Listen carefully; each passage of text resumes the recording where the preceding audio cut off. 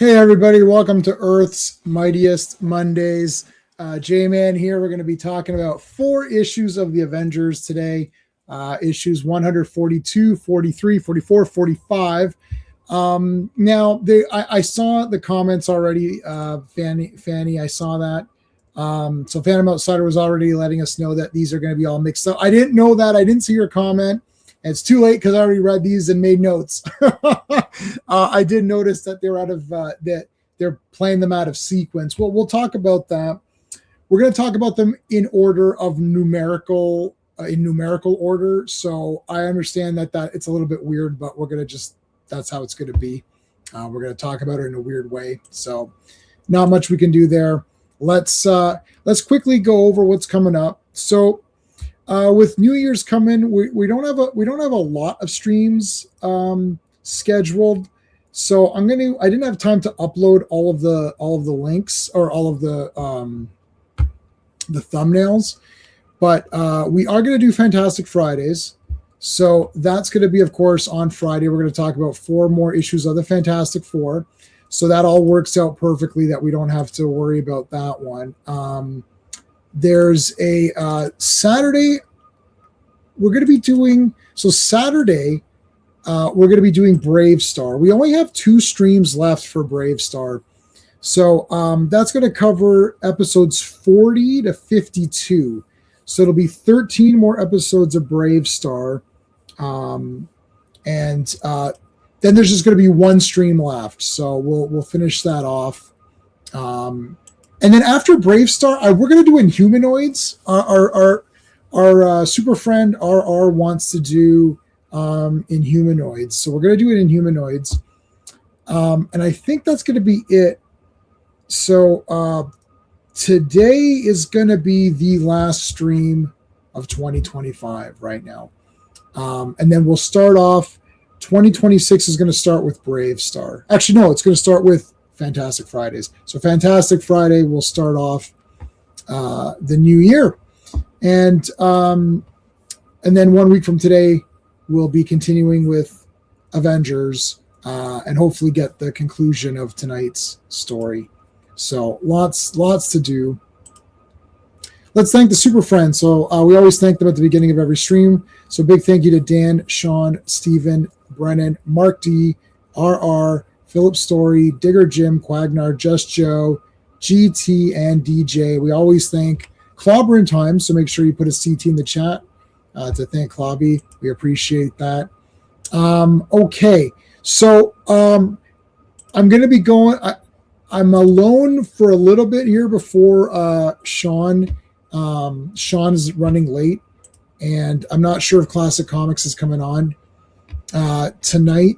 But let me say hello to the chat really quick, and then I just will say a couple other things. Heads up.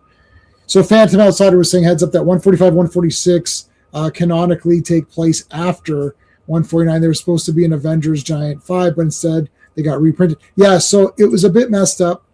I like the Assassin story, but I always felt there needed to be a follow-up with the Avengers foes.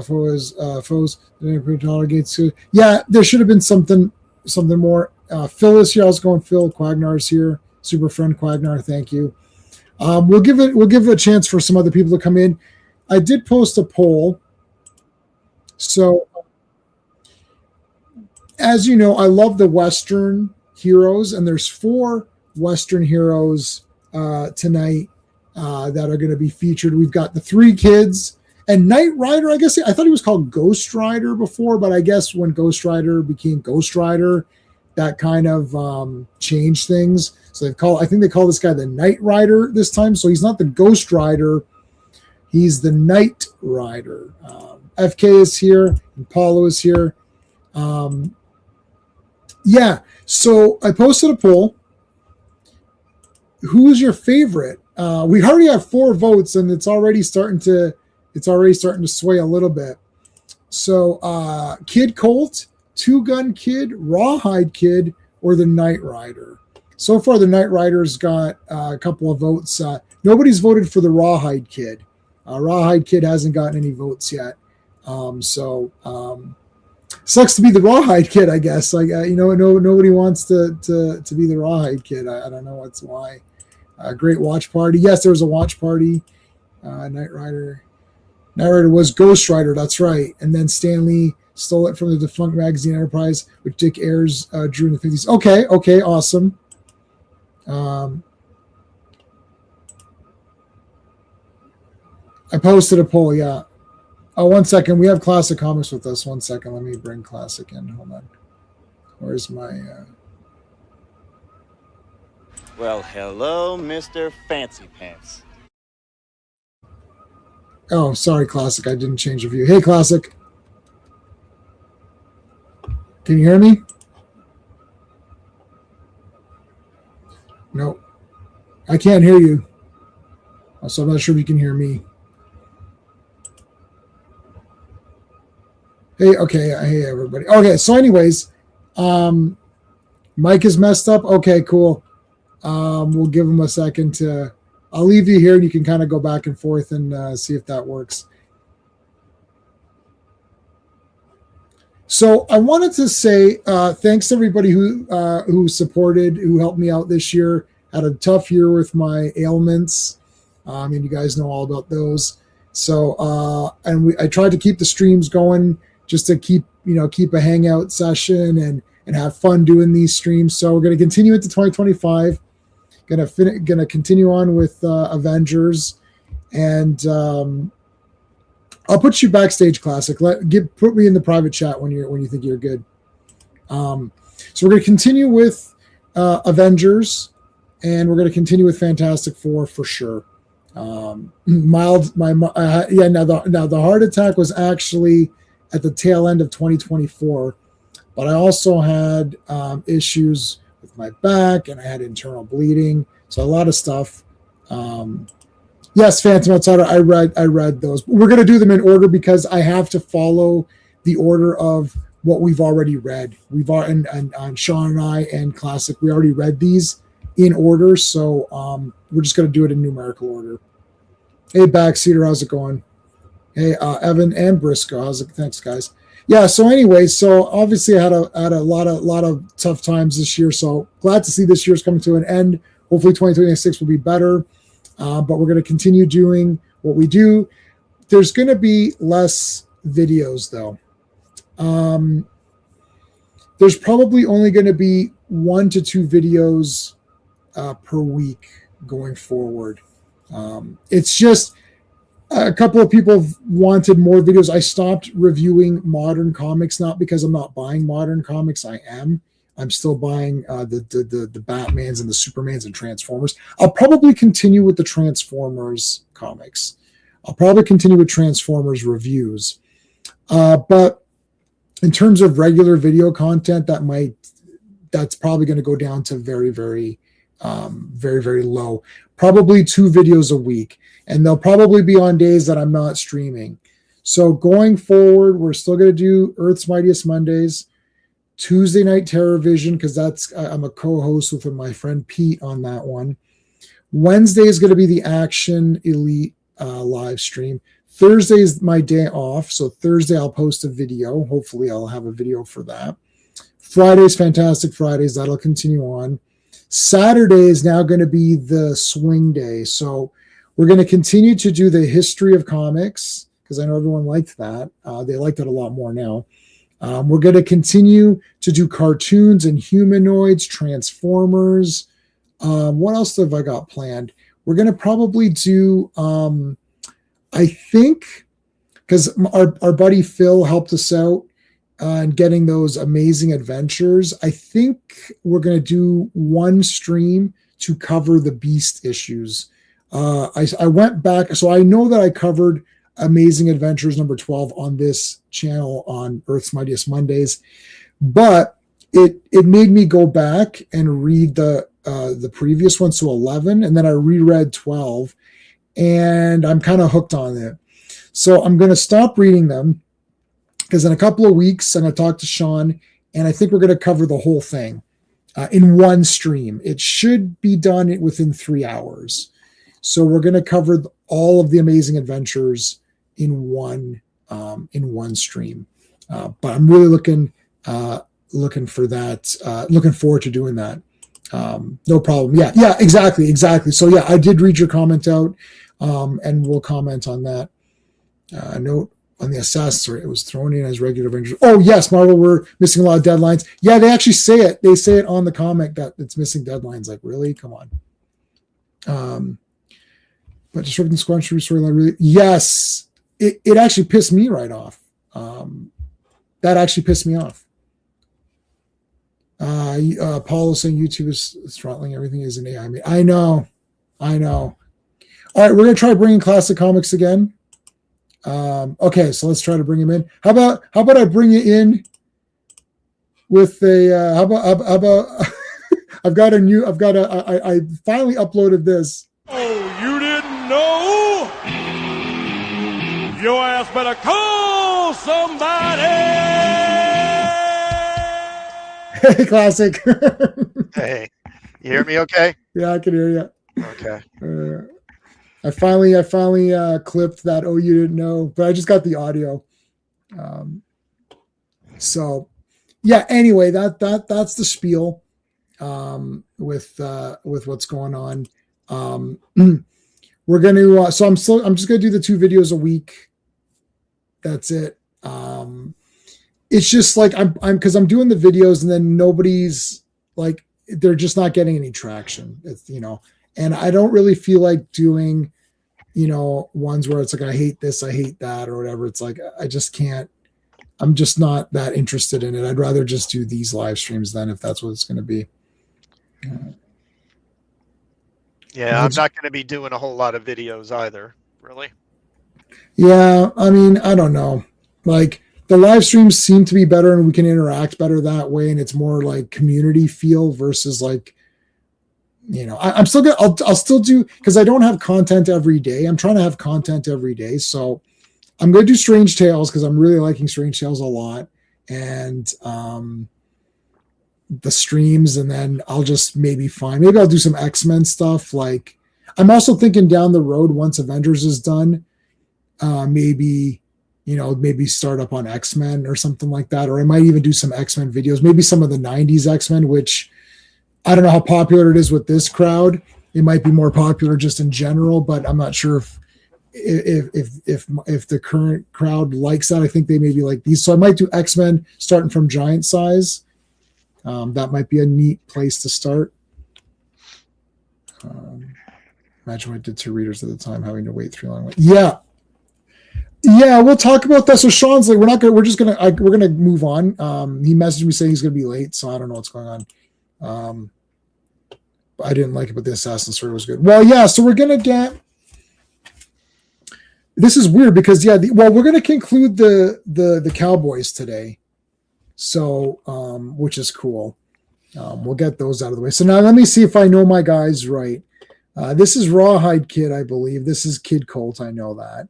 And that's Knight Rider. Now we're calling him Knight Rider. And Two Gun Kid got the dual identity, right? Is that right? Yeah. Okay. I have to tell you, man, I love these. Like, I like the Western heroes anyways. I thought this entire, it's 2 stories going at once. It's the Squadron and this going back in time. Yeah. But I just thought this was the goddamn best. Like them back in time with these guys was awesome. All right. Go West, Young Gods. Okay, so here's your Western guys. So actually, I read 1 issue of Rawhide Kid, and I read a few Kid Colts, and none of Ghost Rider / Knight Rider. So I don't know, and I didn't know Two Gun Kid had an identity. So he's more superhero-ish than the other 2 guys who are just themselves, right? Yeah. What was funny? Four Cowboys versus Thor. Yeah. Thor can't beat these guys. All right, so we've got Immortus, Thor, and Moondragon, and then they're looking for a Hawkeye. So they've been looking for a Hawkeye. It's been probably a couple weeks, I think, of searching for Hawkeye. Yeah. So they've got on the time machine. They've kind of tracked him down to the Old West, and they show up. And I love how the immediately the all the kids, boom, they come in with their guns and all that. It's like, and the storm comes and everything is pretty cool. Paulo saying, "Fun about two gun kids, cowboy accent is an affectation." Okay. Oh, accent is an affectation. Sorry. Matt Hawk is actually a Jewish lawyer from Boston. His real name is Matt Leibowitz. Oh, I did not know that. Yeah, they did a big retcon of him. Yeah. And they did a retcon on Rawhide Kid too, and made him, part of the alphabet community. Oh, really? Yeah. Oh my God. That's come on. What is the point of all of that? Like, as though Rawhide Kid or anybody needs, like, nobody's going to come onto the title. Like, I think a lot of these Western characters, they have, I'm really getting, like, going back and reading these is really cool, but like, I don't think anyone's going back and rereading these and saying, what would have made this better if it was this, that, or, the other, right? Like, right. I don't get it. Okay. So they're all in here now. And basically, they're good guys. They've all teamed up. Now you're going to see Hawkeye here. Hawkeye, we found you. He's shirtless. I guess. Why does the shirt and mask? I guess shirtless makes him seem better or whatever. I don't. That was weird. He's like not wearing his shirt, and that's supposed to make him fit in more. I guess they think he's native or something, but he doesn't look native. He's got blonde hair. So I don't know. Was there any other comics besides this, or like did any of this take place in another comic that we don't know about? I don't believe so. No. Yeah. So we're getting this. This is whatever he says is what happened. Right. So him and Kang got into a scuffle during the time transfer or whatever. He was supposed to go back to find the Black Knight. I guess that didn't happen because he's in the West. This is like friggin' Back to the Future 3 or whatever. No, it's just an Avengers story, yeah. This is like, so it's like Back to the Future Part 3. He just goes back in the Old West. And this looks like Time Tunnel. Mm-hmm. All right, so he shows up, and these guys come and attack him or whatever, but then he takes off his uniform and now he just fits in. So Matthew J. Hawk, that's Two Gun Kid, right? Yeah. Okay. And Two Gun Kid is that he's the one that they're saying that his accent was fake or whatever, right? He's Jewish, okay. But not in this comic, right? That's a 90s retcon. Okay. Why did they do? I wonder why they did that. What was that? What was the thought process behind that? Like, I don't think I knew anyone's like any kind of affiliations when I didn't know Ben Grimm was supposed to be Jewish or whatever. Like, I mean, I wouldn't have even thought of that as a kid. It's just like, I think I found that out whenever they had said it in a more modern comic. I thought, oh, is that what he is? Yeah, I believe so. Like, I don't think they really, it didn't, I don't think it didn't matter a lot to kids. I don't think that it did, but anyway. Okay. So Kang is in this, timeline with the heroes and Moondragon. I mean, is this Moondragon outfit? Would the guys be going absolutely crazy for that? Like, Yeah, woman dressed like that, they'd be. Oh my God, how they would react. It'd be the 3-gun kid. It's like, wait a minute, kid. I thought you only carry 2 guns. It's like, like, this is crazy. Can you imagine, Bobby? What's going on here? Knight Rider's a Jehovah's Witness. Yeah, I don't even understand. My mom would always tell me, don't open the door for the Jehovah's Witnesses when they come knocking. I'm like, how am I supposed to know Like, I don't even understand I still don't understand what that means. But we're cutting back and forth. I almost wish, well, I guess just like you're getting two stories. I was going to say maybe they could have just did one and then Kid Stallion. Yeah. All right, so these guys are all captured. We've got Patsy Walker, who's going to be Hellcat, which I did finally clue in before she became Hellcat, and then I felt stupid for not just remembering that was Hellcat, and she was in the Jessica Jones TV series, which I only watched season 1. I didn't watch season 2. Yeah, she was on it for like a minute. Yeah, so but she had blonde hair. Like, they couldn't give her red hair. Like, what, that actress didn't look good with red hair? I mean, I don't get it. Meanwhile, they're trapped in this cage. The way they get out of this cage is friggin' awesome. Okay, so anyways, they're trapped and it nullifies. So Vision can't even go through it. It's stopping him from becoming intangible. Right. It's some kind of energy cage as well. Right. George Perez art. Early George Perez art. Becoming the. Yep.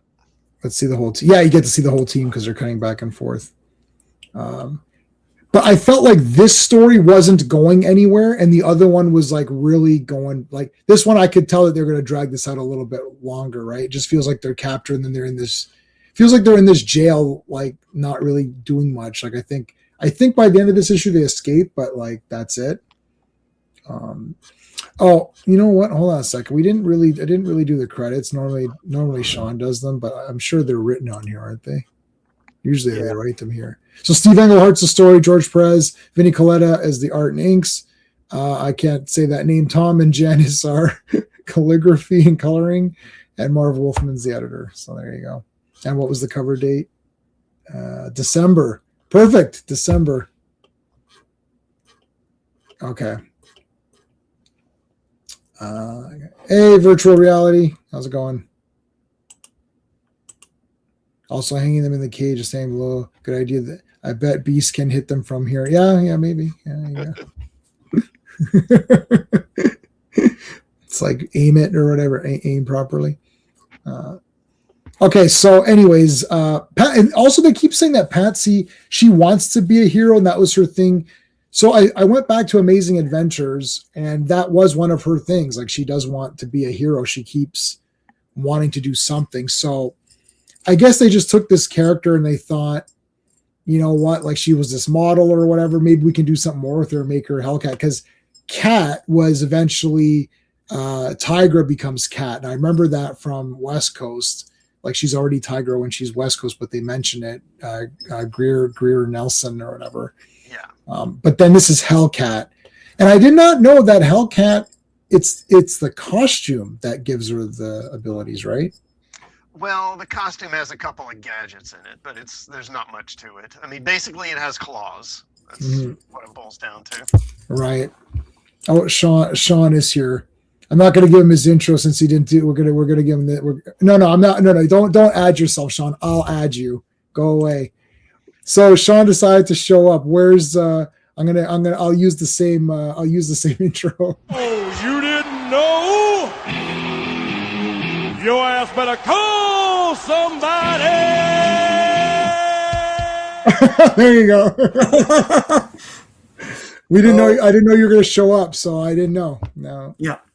Can you hear me or no? Yeah, I can hear you. Okay, good. Yeah. Yeah, just public service announcement, never become a manager. It's like, like all sorts of work stuff blew up. I'm like, why are you asking me now? So, yeah. Anyway. All right. Okay, so anyways, we're just starting this one, basically. Okay. So they got to stop Kang. Right. And they've got Hawkeye with them. And this is a pretty solid group. There's going to be the big robbery. I love how I like this, like each guy getting his big thing. Like, okay, you know, Two Gun Kid, Kid Colt, and Rawhide Kid, they're all going to go. I feel like it's like he's got the cowboy or the cow the cow skin vest or whatever, and then he's got the vest and a handkerchief, and then the handkerchief moved down. It's like each guy got a thing that moved down to the other. So if you put them all together, they all have the same costume. Hey, Bobby. Hey. Hellcat is like it's a Cat's old costume. It's a rebrand. Yeah. Costume was designed by the Cat people. Scientist Greer Nelson worked for. Yes, she turns into a cat fully, and she becomes the Avatar. We'll talk about that in WCA. And Kang appears in Avengers more than anyone. Yeah, Kang's in there a lot. I mean, yeah, they can't seem to make a Kang properly in the movies. Joe Dog is here. What's going on, Joe Dog? They just can't seem to figure Kang out, I guess. I don't know. He got way more convoluted later on, and that's what they were doing in like Victor Timely and all this crap. Mm-hmm. And it didn't work. No. Because who's the villain? I mean, who is, he got defeated by Ant-Man, so. And the TVA and all that crap. Yeah. I don't like any of that, actually. Okay, so Moondragon and Thor are incognito. Incognito, as Mad Hatter says it in Batman. Yeah. So the other heroes are all coming down, and I guess Hawkeye's pretending to be a native, even though he's as white as white. He's as white as snow, or yeah, he's appropriating or whatever. Oh shit! Oh damn it! No, don't do it, Hawkeye! Don't. He's like Billy Jack. Yeah. Man, Billy Jack was raised by the natives, though, so I think he's okay. Or something, I don't know. Yeah, and he knows kung fu as well. So yeah, that is weird. He's just a mishmash of appropriation. He appropriated a lot of good things. Well, he's like Voltron, maybe. It's like everything's like, yeah, I know, form the head. Yeah. Anyways, I love Billy Jack. I love Hawkeye. So F these people. I don't care. You're lucky he appropriated whatever he did. The Hawkeye kid, yeah, because they're all kids, right? It's like, all right. The Hawkeye kid. I like how Two Gun Kid is like, he's got his identity, and he's like, well, now I've met these great gods. I used to think there was, like nothing left for me to see, but now I've seen these gods, and he's going to see monsters, and he got to see like basically Moondragon naked. To them, that'd be pretty much naked. Yeah. So, Kang Dynasty, Kurt Busiek, yeah. Young George Perez already good at using vertical pan. Oh yeah. Kang goes to Washington and controls the Sentinels. Oh, that's interesting. Scarlet Witch could have gone back to the West. She could have been, drumroll, Wanda Hex. Yeah! Yeah, that would have been cool. All right, so the great train robbery. I see what they did there. I get it. I got it. I get that reference. Yeah. I know what that is, or whatever. I like how Rawhide Kid is in the coals, like just hanging out. Yeah. That's gonna be a dirty ass costume. I don't know if they're gonna be able to bleach that out or what. Yeah. All right, here come the other guys. Kid Colt jumps and like spear. He spears the guy off a horse. I mean, that guy's dead. Yeah. He got speared off a horse. Holy shit. Yeah. Look at that. That guy got shot in the face. Arrow in the face. Two-gun Kid Colt with the double punch. This guy goes in the cave, and Knight Rider knew that he was going to come there. Knight Rider. Yeah.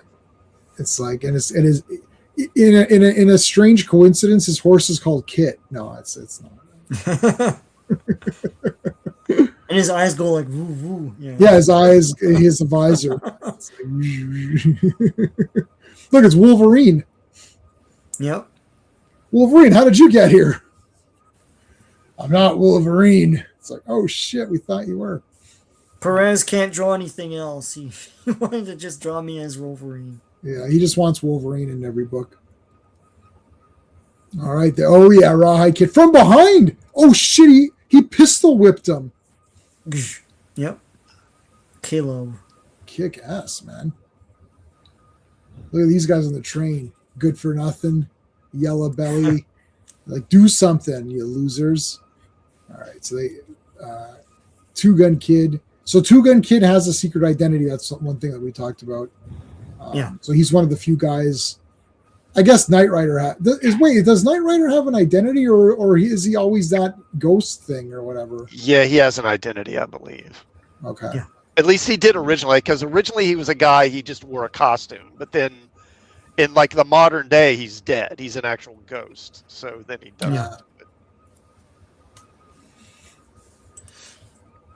Yeah, Thor and Moondragon didn't even do nothing. Didn't do nothing. They didn't. Yeah, they didn't. They sat on the train. Look at this, the big jump, the big leap. Yeah, and he's like, "Oh, I shouldn't have done that." Yeah, but he's beating that guy up pretty good. Yeah. All right, there goes Thor and Lady Moondragon here with her bonnet or whatever it's called. Ringo. After bald head. Yeah. Two Gun Kid is heading him off at the pass. Yeah. I like heading off guys at the pass. I was watching DS9 and they threw in a reverse the polarity. I was like, nice. You gotta throw it every so often. If you don't throw it in, it feels like you're just like not adhering to like the sci-fi rules of like, Right. you know, we said I'm gonna head him off. We said that in our movie Pursuit. One day I'll do a watch party and show our movie. The only thing is it has like copyrighted music or whatever, so I might get nailed. But yeah. I should show our movie. The only problem is that I have to try to edit out a certain person who doesn't want to be in it, even though our movies were awesome. Yeah. They're really cool. I found the old script that I wrote for that too. Anyways, so they caught the train robbery guys, and but Kang is still at large, so we'll have to continue in the Avengers 143. At last, the final battle against the power of Kang. At last. He's just annoying at this point. Oh, he's gonna be obliterated. Yeah, he comes back. Yeah, well, he's never coming back. Kang's last issue. That's it. Yeah. Thor with the Ask Scott. With an Ask Scott. Look at this monster. Wait a minute, is that what this monster looks like? I thought it was purple or something. Maybe I could be wrong. It's different. Yeah, he looks like Tritus here. Yeah, wait a minute. That's wrong here. All right, well, do you want to do last issue's credits and this issue's credits? Because we didn't do them. Sure. Avengers Volume 1, number 142. The cover art was by Gil Kane, Frank Giacomo, John Romita, and Gaspar Saladino. The release date was September 16th, 1975, but the cover date is December 1975. Go West, Young Gods, written by Steve Englehart, penciled by George Perez, inked by Vince Colletta, colored by Janice Cohen, lettered by Tom Orzechowski, and edited by Marv Wolfman. And Avengers Volume 1, number 143. The cover art is by Gil Kane and Frank Giacomo. Release date is October 21st, 1975, but the cover date is January 1976. Right between the eons. Written by Steve Englehart, penciled by George Perez, inked by Sam Granger. Colored by George Russos, lettered by Tom Orzechowski, and edited by Marv Wolfman. Dun. Dun. All right. So the Avengers break loose. Yeah. I was going to say the Eraser, Paulo, but anyway, yeah. Eraser, I thought maybe that joke is overplayed, but no, I don't think it is. Clearly not, because Paulo still likes it. He's behaving. He's behaving here. Yeah, well, you don't know. There's probably like 400 lines on this. There's probably a mega background back here. Yeah. Yeah, the background was like this, like the entire Western town or whatever. Yeah. Everybody, we're streaming this through all of our channels. Make sure you are subscribed to Classic Comics. If you're not watching this on Classic Comics channel, make sure you're subscribed to Classic Comics. If you're not watching this through my channel, WTF, you got to make sure you're subscribed to my channel, and same with Sean. Make sure you're subscribed to Sean's channel. So right now, there are people watching from the different channels, so make sure you're subscribed to everybody. Kid Colt with the gun. I thought Kid Colt had 2 guns at one point, though, didn't he?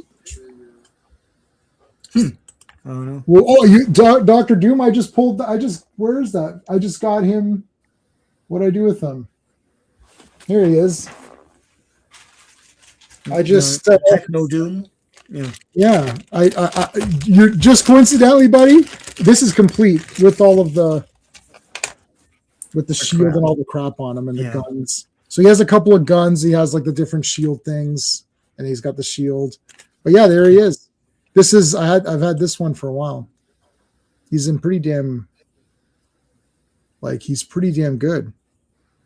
Yeah, as a kid, I hadn't noticed that it's a techno version of Doom, and he turns into that in the story. But Yeah. Well, it's not really Doctor Doom. well, my childhood one of this was absolutely destroyed because I used. Everyone did this as a kid. You did your own team ups and combinations, right? So yeah, Doctor Doom for me wasn't just when I played. He wasn't just fighting the Marvel guys. He fought like Doctor Doom was like my main villain of everybody. yeah. So like he was the main villain for all my toys, basically. Like Doctor Doom, and then sometimes I would have Venom and what's his name?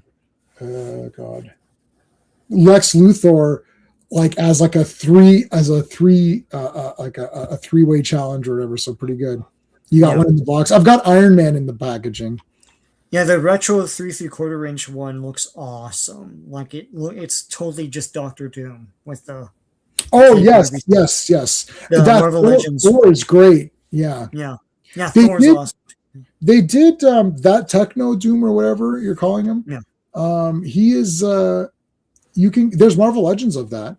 Oh, cool. And it comes with Monica Rambeau, like in the full. Oh way. yeah. It doesn't come with a lenticular shield. Let's see, Doctor Doom. It's just a canon thing. Let me see. Oh my God! They made. They made that sorcerer whatever Doom. There's like Doctor Doom was. The new Sorcerer Supreme Doom. Sorcerer Supreme Doctor Doom. That's weird. Well, of course, it's a brand new thing. You're gonna, Holy crap! They're getting that one. What the hell? Where's that Doctor Doom I just saw? Like, really? Okay, this is like, what the shit? What's the other girl's name? Captain Marvel. Captain Rambeau. Was that the one you? Yeah, Captain Marvel figure. Oh my God! I swear to God, they did one. Why is this like so impossible to find now? I saw it before. It looked cool. Like, I don't understand. That's really disturbing. But like, I mean, it was like you could super find it everywhere. Okay, anyways, moving on. Okay, I'll talk. Okay, well, Yeah, Thor's like, mayhap you have enough now or whatever, and he's like, yeah, you're in the Old West, buddy. It's like, no, this thing's my way. Yeah, I've been doing one Western a week. So this week's was Pale Rider. Yeah, just to reconfirm, it's a 10 out of 10 masterpiece in case people aren't sure. I know people. We're reaffirming stuff this holiday season. Yeah, I watched Inframan as well last night just to confirm. Yep, that's 10 out of 10. Yeah. I'm just confirming all these. I watched a couple. Last week was Inframan? Yeah. Last week was Josie Wales. Yeah. No, and last week was Josie Wales, 10 out of 10 masterpiece. Just confirming with everybody. Everybody knows that it's just and then I saw Leonard Maltin reviewed Pale Rider and didn't think it was that good. He's a complete. First of all, he's a moron, and he's like, oh, Clint Eastwood's walking around like he can't be killed, and he's like a big Superman in this movie. Like, dumbass, he's a reincarnated, like it's basically the Crow. Like, what are you talking about? Like, they literally say this one is really obvious. Like, Highflame's Drifter, like he disappears, like, so you're like, okay, fine. But this one, it's basically she's like prays for a miracle that he shows up, and she says she's reading the goddamn thing, the pale horse and the rider, and then like they literally pan, and he walks in on the horse as she says it. Like, you can't make it any more clear unless you turn to the camera and you fucking say, Lemon Moulton must have fallen asleep or something. I don't know. He's retarded. I'm like, dude, give me a break. Yeah, his takes are awful. I like his history of things, but like his reviews are awful. Yeah. About Vinny, is there anyone here who thinks the defense rest? No, yeah, but we haven't seen Phil. Don't rest the defense. We haven't seen the before and after. I need to see the before he erased it. Right? That's the thing. Maybe this was a lot better. Big favorite one is Little Big Man. Okay, I've never seen that. I haven't seen very many westerns. I've only it's more from a Native American point of view. That's okay. I like Native Americans. My family has two Native Americans, my cousin and my uncle. So there you go. I'm allowed to make fun of anybody I want because it's I got the get out of jail free card. We're just waiting for someone to I'm not going to say it. Not going to say it just in case I have the free card on that one.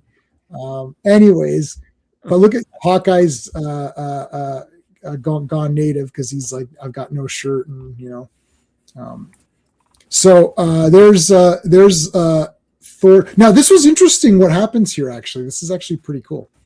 So they're going off to see Kang and they're on their horses or whatever. Jehoshaphat, I can never say that. Jehoshaphat. That's like Jehoshaphat. Yeah, jumping Jehoshaphat. Yeah, I know. Somebody said that at work. And I was like, oh my God, that's like something that like Superboy, that says something that like Pa Kent says in Superboy comics.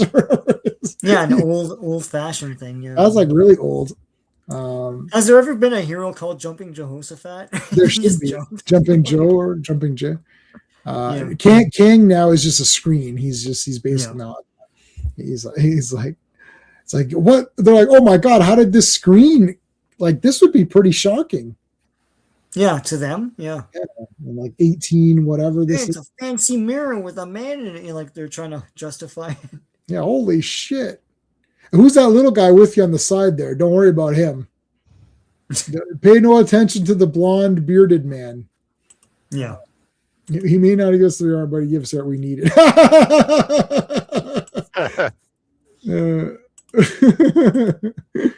Avengers issue 800 drops. Oh, it's okay. Oh, 800. Wow, 800. Yeah. When he meets the master, yeah. I just rewatched the Five Doctors not too long ago. It's good to be the king, yeah. Avengers assemble! Whoa, look at this! Oh my goodness! I know. Woo. It's like we're.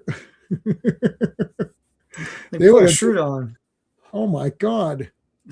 Damn, what the hell's going on here?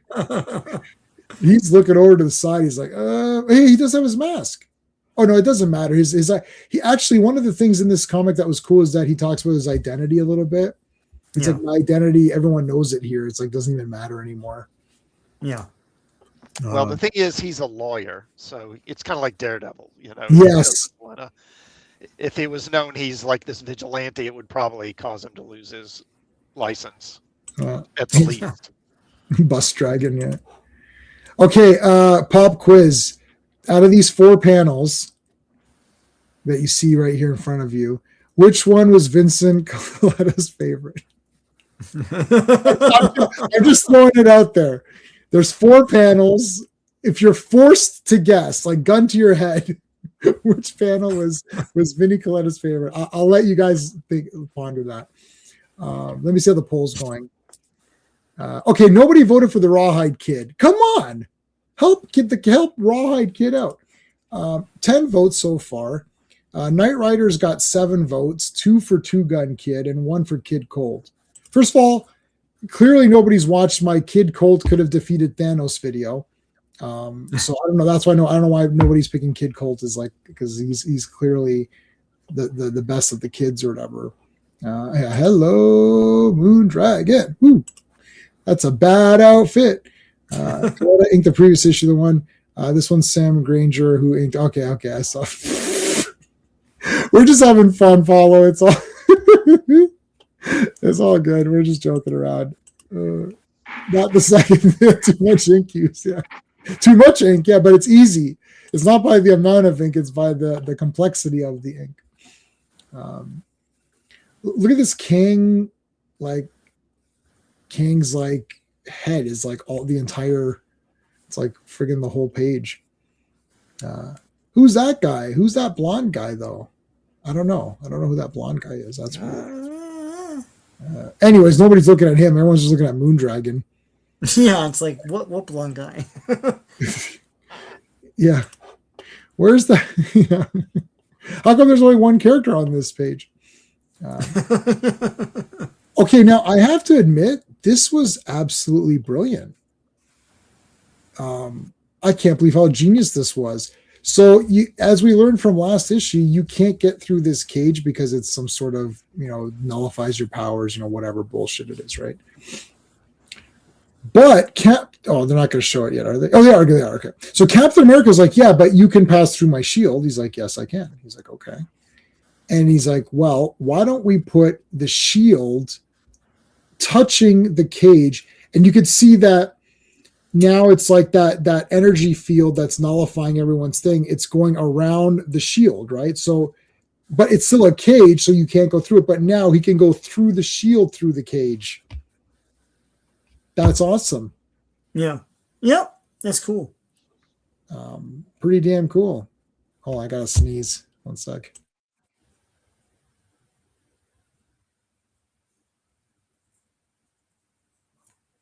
All right. All right, so they jumped through. I love this. They're all falling. And Captain America comes up with this. He throws the thing. No, what does he do? Is that this issue where they're falling and he or is that the next one? I'm so confused because I read all these in one jumbled or is where he says, oh yeah, the heroes, maybe it's the next thing. But anyways, they escape with Patsy. Kang on the screen. Yeah, see, look, it's purple. It's not green like the cover. Yeah. Huh. Yeah. Well, they have to rush out a cover, right? Yeah. It's like, we'll make it purple. So here comes this purple creature, giant purple people eater or whatever. Yeah. Was the purple eater the color of the monster, or that he only ate purple people? He ate purple people? Yeah. I don't know. There wasn't enough punctuation in that. I think it was supposed to be the creature. Yeah, I know. It's just flying purple people eater. So he's a flying purple people eater. One-eyed, one-horned. Yeah, one-eyed, one-horned, flying purple people eater. He eats purple people. All right, so Moondragon got smashed in her face for her troubles. Ravenscroft, what's going on here?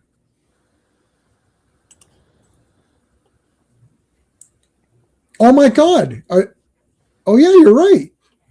Wow, that's a total mess. Oh wow, they really just rushed that out. Yeah. Wow. Did they farm that out to the Russians? It was definitely a rush job. Oh yeah, none of these people are fighting that monster, and that monster's the wrong color. Yeah. Maybe this is supposed to be the cover to something else. You got the wrong Avengers and the wrong monster.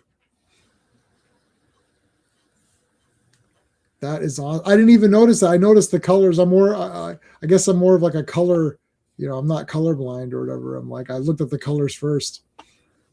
All right. So, Moondragon got slapped in her face for her trouble. Thanks for showing up, Moondragon.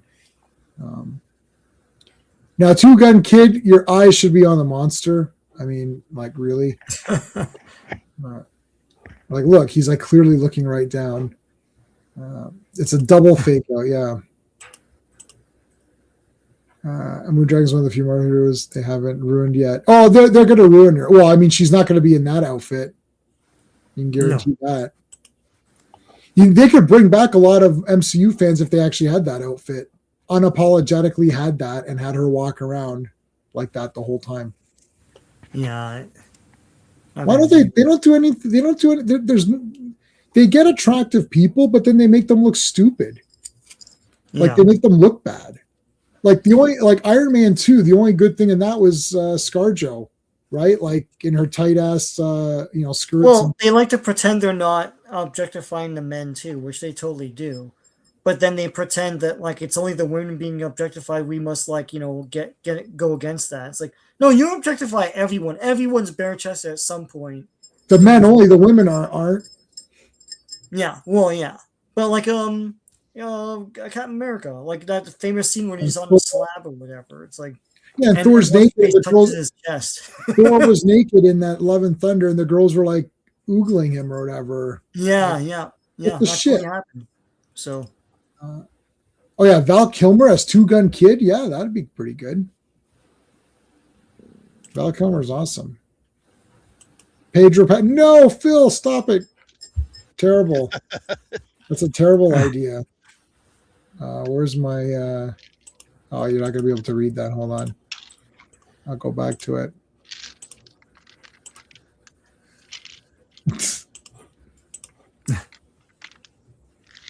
Who's the artist for this one? Who is the artist? Perez? No, I forgot. It's Perez. Yeah. Yeah. Wait a minute. Who's that guy? Who's that blonde guy? Who is that blonde bearded guy? That's weird. Who is that? The chat. Do you guys know who that is? Who could that possibly be? Dun dun dun dun.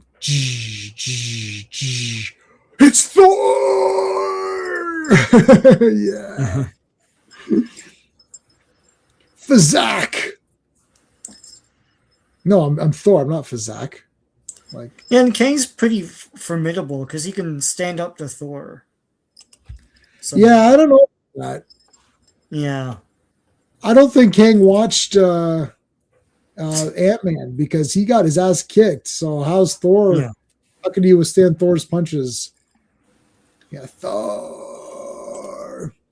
It is Donald Blake, though, technically. But then he becomes Thor. Yeah. You didn't know. I'm so pumped for that. Oh, you didn't know because I finally got it. It's like, it's like you didn't know that Kang could take a hit from Thor. Your ass better call somebody. Yeah. In searching for that, I came up with how that came to be and all that, right? Oh yeah. Because there was a guy backstage. He's like, "You better fax somebody" or whatever. He's like, "Oh, you're gonna do this? You better fax somebody." So then Road Dogg did it on a house show, and the guy was backstage, so he did it to make fun of him. He's like, "Oh, you didn't know? Your ass better call somebody," right? And then I was like super pumped, and it went with their music. So he's like, "That was pretty good." He's like, so he started doing it a few more house shows, and then people got pumped up for it. It actually just organically happened. Like, it sounds good to say. Like, you better call somebody. Oh, you didn't know? Your ass better call. Like, what is happening in that? Like, why am I calling somebody? To let them know? Like, I don't get it. That's back when they could say ass all the time. They had like badass Billy Gunn. Yeah. And then when he came back, he was like the one Billy Gunn because they couldn't say ass anymore. Are you the one with the hammer? It's all the brain damage Thor caused. Yeah. Donald Blake is Thor. Oh, you didn't know? Your ass to the somebody. All right, so he got nailed in the friggin' face here. And then Thor comes down for the final kill shot. And then the monster grabs. Okay, I like this. This is really cool. Two Gun Kid gets grabbed. And he basically urinates his vest because now it's yellow. It was white earlier, but anyway. he gets scared. They actually just say, you know what, he's brave and saw a lot of things, but he got scared. I actually was slightly, I love this issue, by the way. These two, this team up, I love this team up. I was slightly disappointed because I thought it was a missed opportunity to have Two Gun like do something really cool and defeat the monster. To be like, the most unlikely guy to defeat the monster is the one that does it. I just thought that would have been kind of neat, but realistically, he would be scared.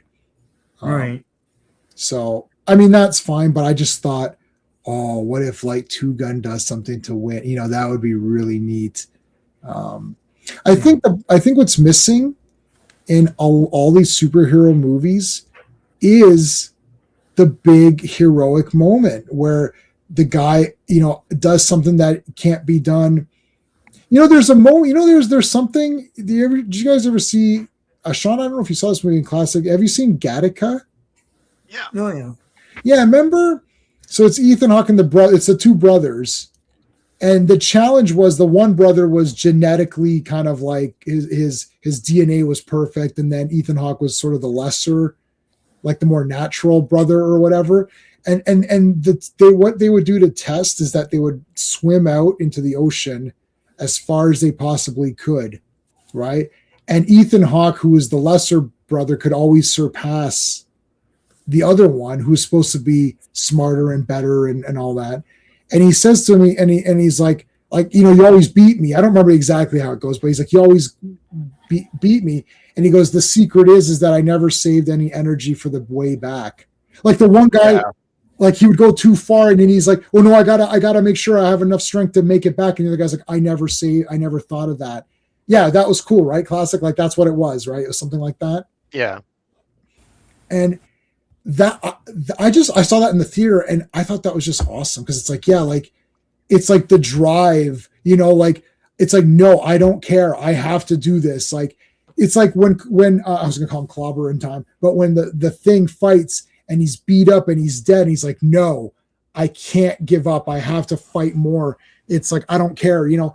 Like they don't do that anymore because I don't think these people like comics or heroes. They don't like heroic things where it's like, you know, the guy's going to die, but he does it anyways, or whatever. One last thing, even Duel to the Death, which it's coming out next month. We pre-ordered it, where like they won't die, like, you know what I mean? Like they won't fall.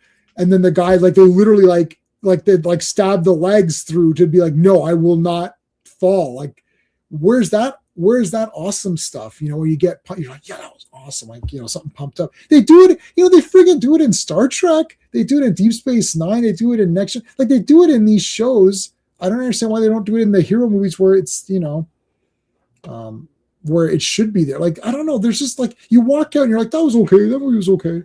There's nothing pumped up, you know, like even like, you know, with Captain America, there's cool stuff. Like, I don't know. Anyway, that's a random. So who besides seems we could play Moondragon? Oh, she'd be good as Moondragon. I don't know if she would look good bald. She kind of needs her hair. I don't think her face is pretty enough to be bald. No. Yeah, like Princess Gambata pulled it off, right? But she was very pretty anyways. Yeah. So like she looked like, you know what, it's difficult. It'd be difficult to cast, like, yeah, clearly her body, yeah, no problem. Sydney Sweeney's got it, but I don't know. You need someone with a face that you'd have to do an AI thing and make her bald and see what it looks like. Anyways, but yeah, Two Gun Kid had a good scare there, but here comes Thor with a super punch. Boom. And then like slam the back of him. Yeah. Yeah, heroism is a mic. I know it. Yeah. You know what? Pretty much. Yeah, holy shit, I know. I'm not going to mention real life things that have happened, but some of the stuff that I've seen happen where people get prosecuted or they're canceled for things, I'm thinking, okay. And heroism is going to die, and the only people that are going to be affected are the very poor and probably women. They're going to be affected the most because there's going to be people who can do stuff and help people and make a difference, and they're going to opt out because it's not worth their trouble. I'm telling you, that's already happening. Anyways, that's not for me to discuss on this channel. So, all right, boom, yeah, boom. Nailed them. He fizzed them. Yeah, fizzat. Yeah, but then he starts to realize I'm fighting a god and I'm kind of overmatched here. Yeah. And he goes, "Give more, more." And then Thor's like, "Well, give more, you're gonna kill yourself." It's like, "Oh, more." And he explodes. but, He exploded. he kind of dissipated. Yeah. So see you later, Kanyi. Adios, amigos. Hasta la vista, baby. Oh no, the T-1000 came back after that. That was what was so dry about that scene. It's like the big dun dun dun dun. The big music starts. He's all frozen. It's like hasta la vista, baby. And then he just came back. They're like, yeah, shit, this guy's the best. Odin's blood. Kang was out of time. He was born out of time. Yeah. Looked odd with their Megaforce. Oh yeah, yeah. Megaforce. God, I was just looking at that. I was thinking about doing that on one of our streams. So they all die, right? All of the versions of Kang die. And for now, yeah. Yeah, four. How would you do now? Like an N like this, like a small N. 4 now. I don't know my sign language, but no, I was doing the there's Hellcat. Heckcat. Yeah. Hellcat, the PG-13 version. What the heck? It's Heckcat. It's like a heck boy, like Heck in boy. heck.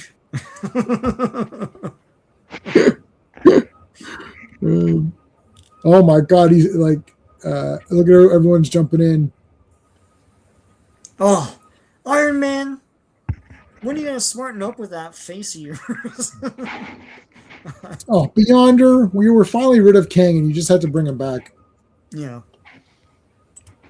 All right, Mohammed is here. Teen Titans and X-Men crossover. Yes, Marvel fanfare where Storm Mystique had a meeting, and now I'm reading New Mutants 18. Yeah. That Teen Titans X-Men thing that's the one where it was supposed to be a tabloid size, but they just made it normal. Yeah, it was supposed to be Legion, right? Oh yeah. That would have been cool. Instead of the Titans. I mean, what's his name's in it, Darkseid. So Yeah, I don't remember them ever saying that it was going to be Legion. There were supposed to be more crossovers after that, but they didn't do them. Yeah, Kang's parents didn't kiss at the Enchantment Under the Sea dance. Yeah. They're supposed to go to this. This is where he from existence. erased from existence. Yeah. Oh man, this is heavy. Yeah, heavy. Why are things so heavy? Oh, there's that word again, heavy. Why are things so heavy in the future? Is there a problem with the Earth's gravitational pull? But he doesn't dig more into it. He just goes on to some other topic. Well, he's scatterbrain, right? He's a mad scientist. Oh, that movie's great. You know what's weird though? Would Marty be deleted first? Wouldn't Marty be deleted first because he's the youngest? Probably. That would probably make more sense. Yeah. But, yeah. well, man. You found a plot hole. Now it's a trash movie. It was 10 out of 10. Now it's 0 out of 10. That's also when he drives back in time in the DeLorean, he'd be in space. So the movie would end, and then everyone would go home depressed. Yeah. So, yeah. Oh, Sean, stop it. Why are you being like, my thing was funny. Your thing's weird. Time and space, man. Two different things. You can't go back in time in the same. It's like the Earth moves. So whatever, man. Yeah, but the car moved with it. It's the flux capacitor. The car's not going to go through space to the other side. The flux capacitor was a very complicated piece of machinery. Like this complicated piece of machinery, like this flux capacitor. Emu Phillips. Or Emo films, yeah. yeah, Well, that's what the TARDIS is time and space. that So is they correct. know what they're doing. That's right. Yeah, but that's the Time Lords. They're the lords. Doc isn't the Lord of Time. He's just like a regular guy or whatever. You got to. There's a lot. There's a lot of exams to become a Time Lord or whatever. You can't just walk in. 10 years of school and Gallifreyan High Council or Yeah. Okay, let's do it. Credits 144. Avengers Volume 1, number 144. The cover art is Gil Kane and Frank Giacoa.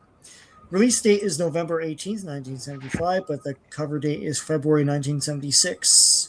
Collage, written by Steve Englehart, penciled by George Perez, inked by Mike Esposito, colored by Petra Goldberg, lettered by Denise Wall, and edited by Marv Wolfman. All right. They've got the feet, the bare feet or whatever. They're going for their OnlyFans. But oh, Patsy Walker, gotta see some of her. Yeah. All right. So they're on the ledge here. They're living on the ledge, not the edge. Yeah. You lost your ledge. You lost the ledge. Okay, remember last time where all this cool shit happened? They got the Squadron Supreme came in, beat the shit out of them. And they put them in this cage. Then they escaped the cage. And now they're shooting a missile. Whoa, Patsy Walker is very upset over this missile. Well, she was there to observe or whatever, but there's like missiles and stuff happening. Well, now she's going to observe a missile. I don't know. Everybody, please hit the like. I always forget to say that. Please hit the like. From wherever you're watching, hit the like. How's the poll going? 14 votes. 64% say the Knight Rider. Somebody said Rawhide Kid, thank you. And 14% each for Kid Colt and Two Gun. I can't remember if my Knight Rider issue says Ghost Rider on it. It will. Like it would. I think two of them, but from the old days. Yeah, it probably does. I have them all scanned, and it says Ghost Rider. Yeah. I don't think did they do a series with him after that? Did they not change it halfway through or something? Or I don't know. Oh, the original run, I don't think so.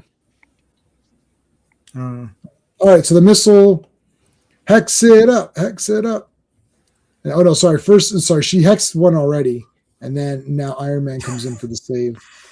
Iron Man does his Doctor Strangelove impression. Oh no, yeah. Riding on a missile. Yeah. How I learned to stop worrying and love the bomb. I'll just call it Doctor Strangelove. I won't call it the other title.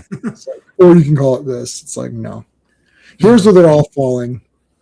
You grab the ledge. Yep. Beast is good. What kind of corporation can launch a missile strike in its own building? How do they expect to explode? Yeah, that's. Yeah.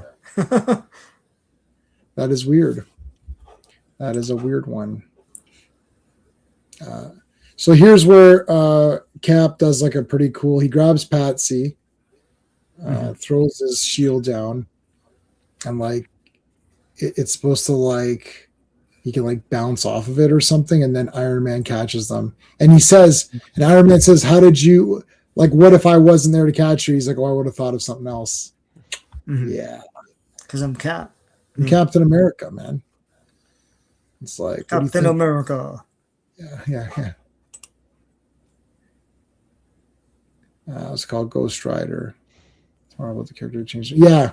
So it depends on which ones you have.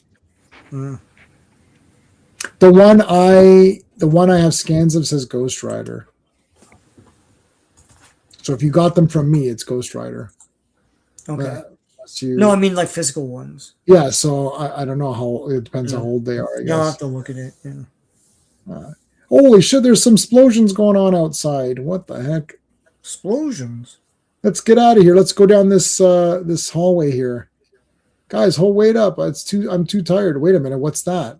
The black cat costume just laying there pretty relaxed. Looks like what was that movie? So, well, I think Night of the Comet was like this. Was Night of the Comet like this as well, where it was just like people's clothes were just lying around? Yeah, because they're dust or whatever. Yeah, so it's like Night of the Comet here. The cat. It's like, you knew the cat? Yes, let me explain this entire backstory here. So there's this woman, Greer Nelson. She wore this costume and she flipped around and did all this shit. Then Spider-Man showed up. Then she became Tigra. And she became the sexy Tigra, which they won't cast because it'll be considered. And then too she was sexy. somehow in the Chip and Dale Rescue Rangers movie. Oh, was You she? never saw that, did you? No, I didn't watch any of those. I don't watch lame cartoons. No, it's a live action thing where they make fun of animation and stuff. But for whatever reason, Tigra's in it. Oh, really? I mean, it's What, the real Tigra? yeah, she's animated, but it's this convention with all these washed up rejected characters, and Tigra's one of them for some reason. Yeah. So Well, weird. those- That's her screen appearance. There it is. Yeah, what the hell? Yeah. I will say that adding Beast to the team was a great move. Yes, we all like Beast. Somebody didn't like Beast here last week, though. I don't know. Was that you, Phil?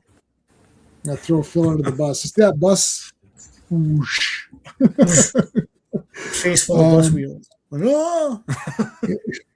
He adds a real offbeat sense of humor, while Hawkeye's more cynical. I noticed they are hardly ever on the team together. Yes, that is true. Yeah. Yeah. I love Hawkeye, and Beast is awesome. I got my Beast there. There's my Beast. Yeah. This is like great, and it's very light, so I put it on top of the computer. No, that was Magneto. You didn't like Magneto? Oh, Magneto. Magneto. Did everyone see Cyclops has his costume in doomsicle chairs as Rob I don't Liefeld even called it? understand the trailer program they have for this. Like, what's the trailer? Which one is what's going on? I don't know. It's bullshit anyways. Okay, so Patsy, the full story tonight. Oh my god, the full Tonight story. on 2020. Patsy Walker, model, married, divorced, and Hellcat. Let's look at this troubled youth's like full story. It's like, And she admired a picture of Reed Richards with one hand.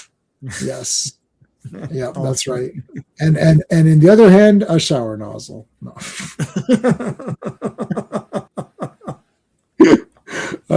First, she was a surfette in many Elvis movies. I don't know. Or Annette Funicello. Then she was in a ski resort kissing this dude. Then she was dreaming of Spider-Man and Daredevil and Reed Richards. Where did she get that photo of Reed Richards?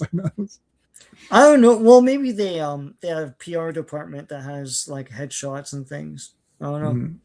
Yeah, probably would. Yeah, I mean, well. Sue had a picture of Namor. Who took that? Yeah.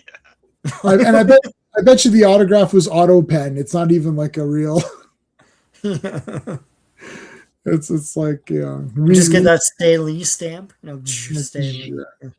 Then she's dreaming about being this lame superhero with Reed Richards on her pillow.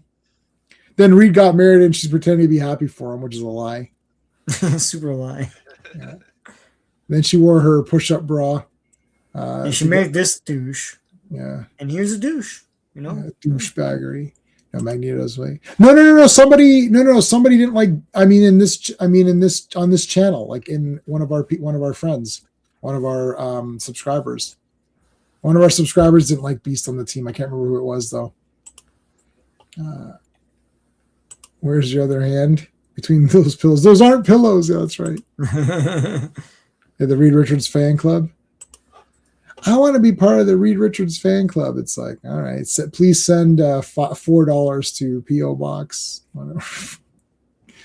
Listen, bitch, I'm the husband around here.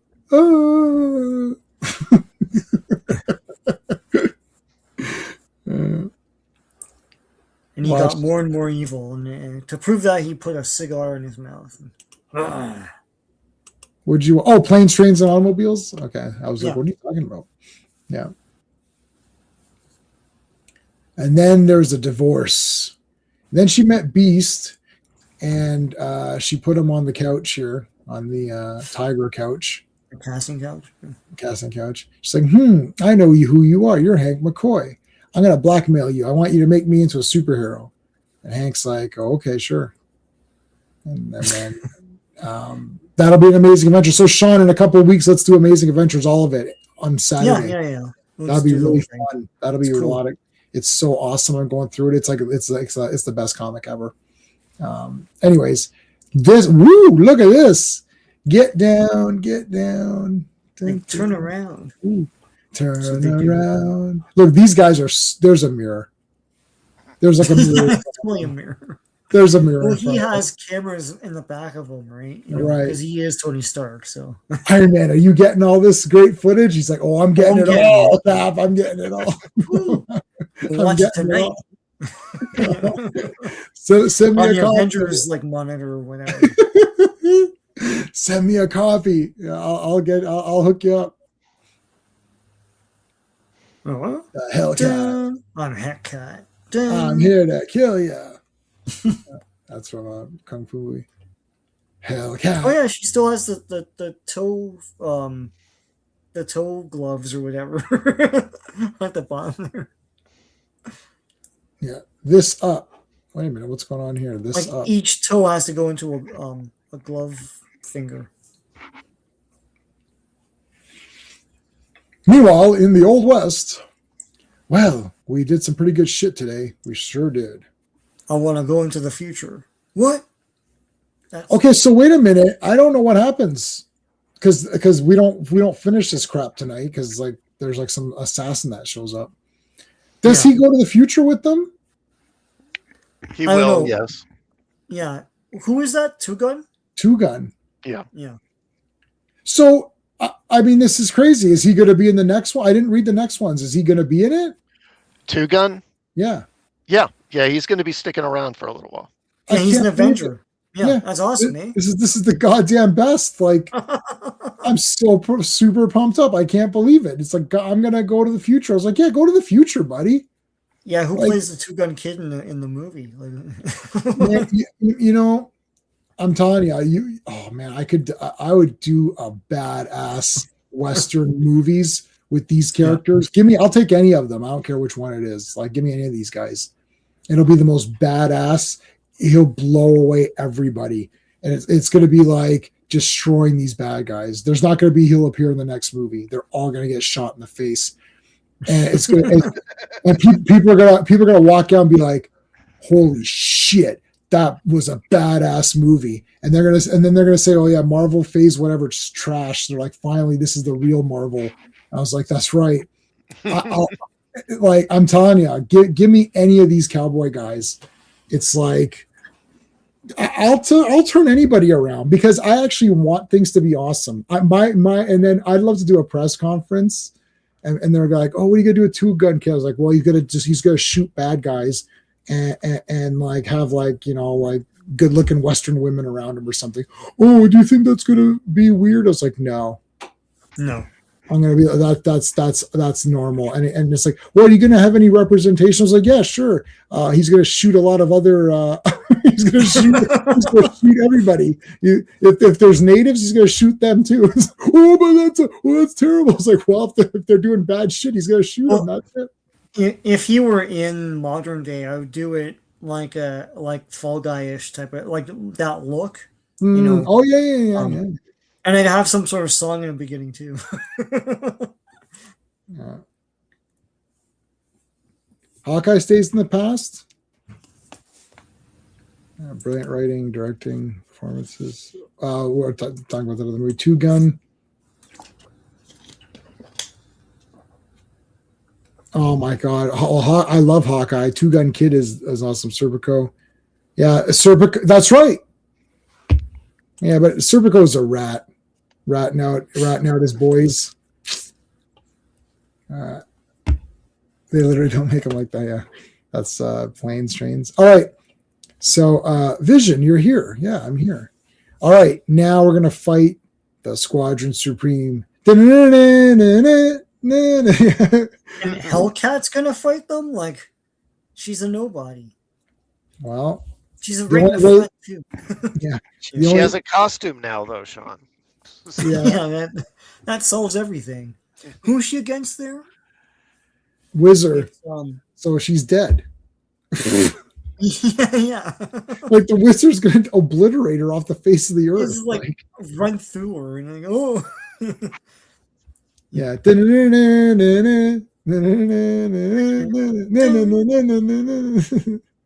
I mean, this is exactly it. It's like, okay. Yeah. Meantime, this guy, I'm going to press a button. They're all going to the dimension of the Squadron Supreme. So they're being sucked into the other dimension. Yeah. So that'll continue in not this comic. Wait a minute. I feel gypped. So you can't say gypped anymore. I forgot about that. Yeah, so gypped. You can't say it. It's saying gypped is terrible. Like gypped is definitely off. If you're thinking of saying gypped, don't even bother.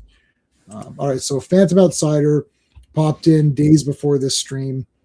Or I don't know when he popped in, but he popped in saying, heads up, issues 145 and 146 canonically take place after 149. They were supposed to be an Avengers Giant number 5, but instead they got reprinted in annual numero number 1. So that's what in the business we call pulling an image. No, Image wasn't around. But this is so when Image Comics kept effing up with their thing and whatever, they said it happened in comics, it happened in Marvel. So how do you like that shit? If Marvel can F up stuff, so can we. Yeah, Spawn, it was 21-22 or something like that. And they're all like that. Yeah. Brigade, they're trying to do like the future is now. So Brigade issue 20. Yeah, the 25 thing. Yeah. No, but I'm talking about Tom McFarlane purposefully did that. He skipped 21-22 and he said it was to do something against Diamond or so. I don't know. Whatever. In other words, it's a lie. Yeah. I love 21. Eventually they got published. Look, I love Tom. Yeah, no, I love Todd McFarlane. I love Image Comics. I love it. I love it all. Love it all. It's like, but listen, when you're lying, you're lying. I'm not an idiot. Like, just say we effed up. Right. Yeah. Havoc is here. How's it going? At times, the comic Hellcat. Somehow, I think it was telekinesis or something. Or is that what? I don't know. Did she have that power? Is this looks like the Black Knight or whatever costume or something, but he's got chainmail, yeah. At first I thought this was like a mustache. It's like, okay, I don't think so. I think it's just his mouth hole. What the hell happened to the chat? It got all messed up on my end. Okay, hold on. Shooter era. It's just around. Okay, so we're back to normal now. That was weird. Before we do the final issue of tonight, remind everybody to please hit like on this stream wherever you're watching it. We are streaming this on all of our channels at the same time, so you might be watching from someone else's channel. If you are, make sure you go and subscribe to the other people on this panel. It's important to build up as much of a community as we can. Half the point of these live streams is to interact with people and have fun looking at comics. I could read this on my own and not even have a channel. So what's the point of the channel if not to have everyone together to share the comics and read them together as though we were friends in real life reading comics? That's the whole point. So in order to make that better, make sure you're subscribed to everybody, and we would appreciate it. Pretty cool cover. That is a cool cover. Okay, Classic Comics, what have you got going on in the next little bit? So tomorrow I'll be doing another Trek Talk. I'll be taking a look at the original series episode Patterns of Force.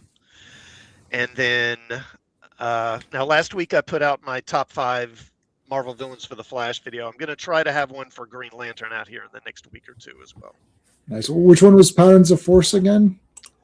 That's the Yahtzee planet. Oh yeah, that was awesome. That was good. They're all good. These are all good. But okay, yes, yeah. Sean, what do you got going on? I've got something every day this week. So tomorrow is a Youngblood video. I've got Justice League of America: The Return, it's Justice League Detroit video coming up as well. Savage Sword of Conan, the original omnibus volume 9, which came out a few months back, but I have a review of that. Super Friends video, all sorts of different videos coming this week because I'm off, so I'm able to make videos. So tune in. Awesome. It was part of the original Cat Comics. Very nice.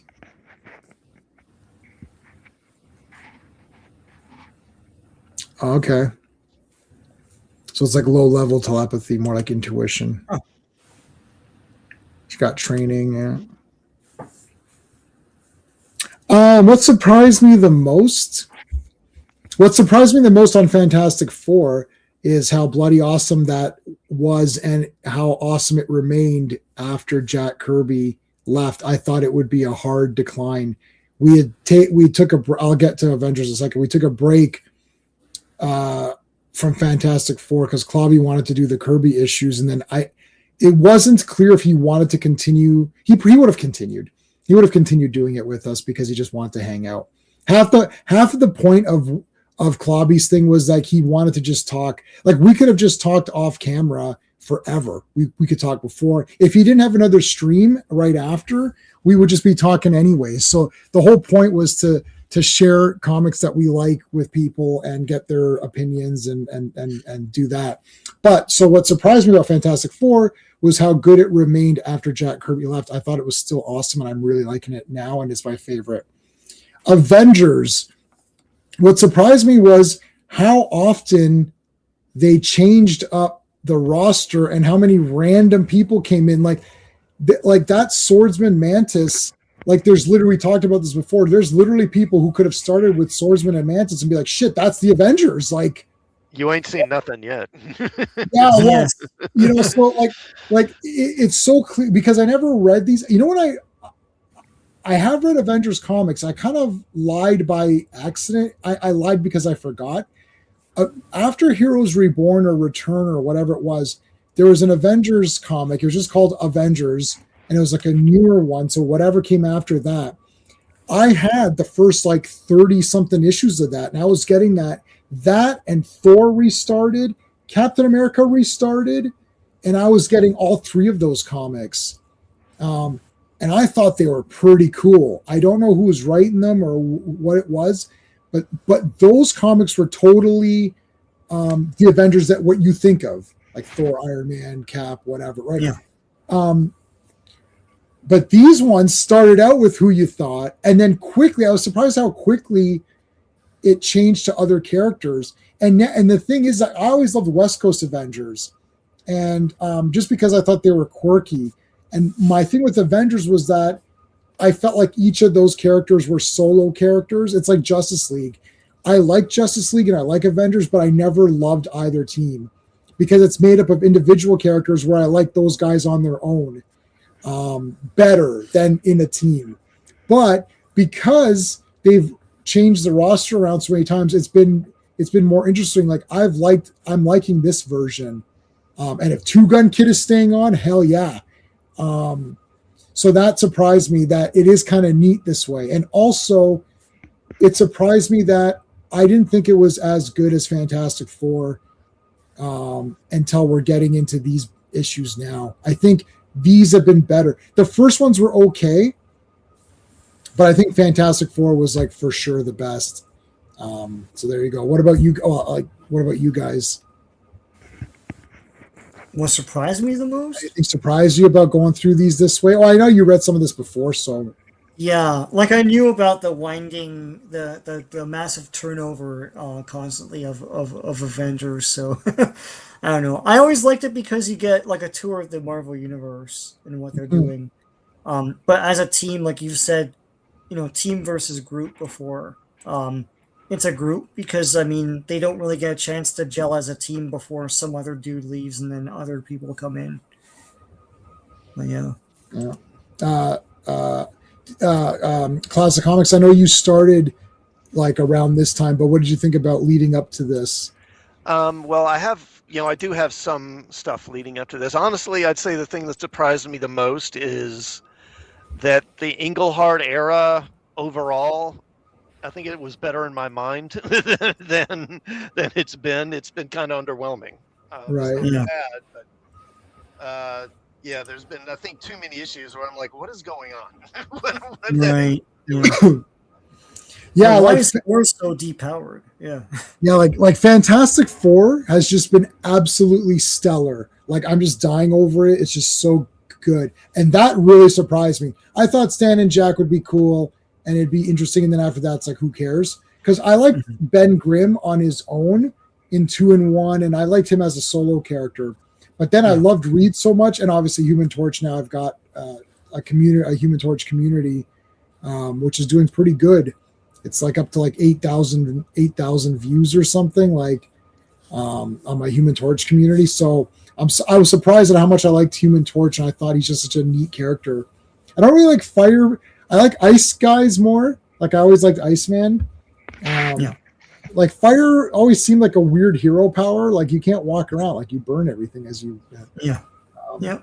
Anyways, the FF. They're just recovering our ones. Yeah. These are all good. Okay, last one tonight, Sean. Let's do the credits. All right. Avengers Volume 1, number 145. The cover art is by Gil Kane and Dan Adkins. The release date is December 16th, 1975, but the cover date is March 1976. The Taking of the Avengers, written by Tony Isabella and Scott Edelman. Penciled by Don Heck. Inked by John Tartag. Colored by Don Warfield. Lettered by Dave Hunt. And edited by Marv Wolfman. By the way, remember we were covering that on History of Comics? There was that company that would redraw comic books. Yeah. I found the one. It was Two Gun Kid. There's one where there's not the smashing through. Not the smashing through, but the one where he's walking forward. It's Two Gun Kid. Oh yeah. It's absolutely insane that they just redraw the comic as different characters. It's absolutely. I can't believe it. It's unbelievable. It's absolutely unbelievable. I can't. There's so many of them too. Yeah, I can't wrap my head around it. It's so funny. All right, let's. All right, so this takes place after. So I don't know what the hell's going on, but Classic Comics is Shooter era your favorite? Yeah, it is. It's one of them. Yes. Okay. I like Jim Shooter in general, anyways. All right, so they're having this assassin guy is pretty neat. He wants let me I did take some notes here because this guy I found this pretty interesting. So he wants $1 billion and he wants 1 year to prepare to kill the Avengers, and he's watching past battles to kind of see how they fight. Like he sees, like you can see, like Grim Reaper and stuff fighting with his guys. That's when Hawkeye had his goofy costume. Remember that? That lasted too long. And then you see just the destroyer armor and everything. Thor fighting. You got Cap fighting. You've got the Spectrum Squadron. So this guy's going to hire him, and he's like, "Yeah, I'll do it for $1 billion, and I need 1 year to prep the attack." Is this assassin character someone we know? Because I don't know who this is. No, I think he's pretty much a one-off character. Okay. So it's not like it's going to be Doctor Doom or something, right? Like No. Okay. Gilgamesh, yeah. I think Sean likes Gilgamesh. We'll talk. When Sean comes back, ask him. It was me, Barry. Anyone says also sold out. Triple Action, Marvel Triple Action Adventures, Marvel Greatest Comics. Yeah. I will need time to prepare. I'll need 1 year. It's Cobra Commander. Hole in one. No, hole in two because it's bounced. I guess it's still hole in one.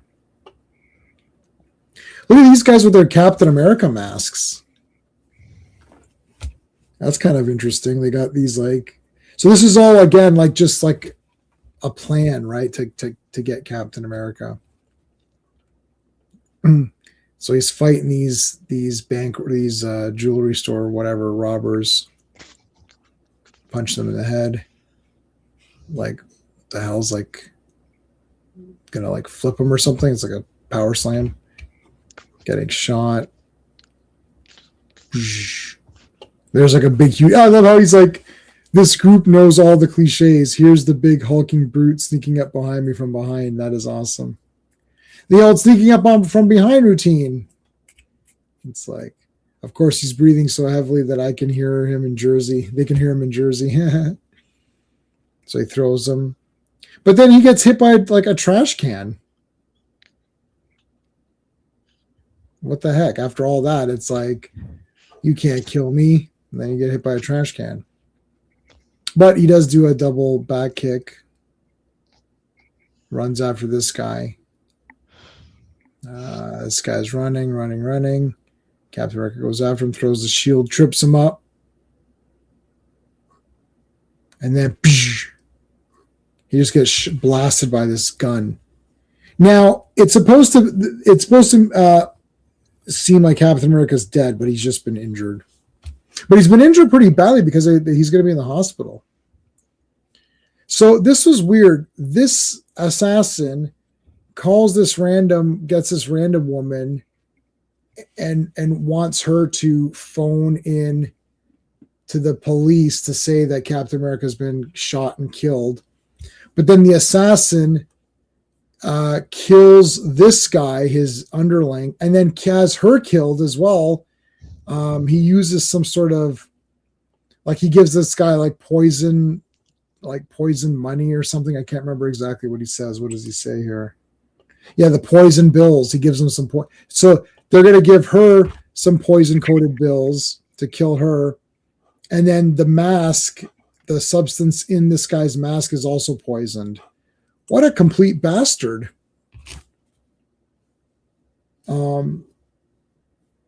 That's crazy. Yeah, I'm not a big fan of Englehart. Then again, it's largely because he treated Quicksilver like dirt. Yeah.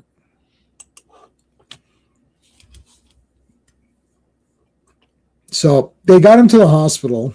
Iron Man still has his nose. Here's another surprise. That this nose has lasted this long. Like this is over a year, I'm sure. I'm sure this is over a year of comics with the nose. Yeah. Like that's a long time for him to look weird. The funny thing is like, it's like if you buy these, like that's what you get, right? But like I'm sort of, it's getting to the point where I'm kind of used to the nose. Like it's not like when I first thought it was bothering me. Now it's not bothering me anymore. I'm just kind of used to it. The nose that runs, yeah.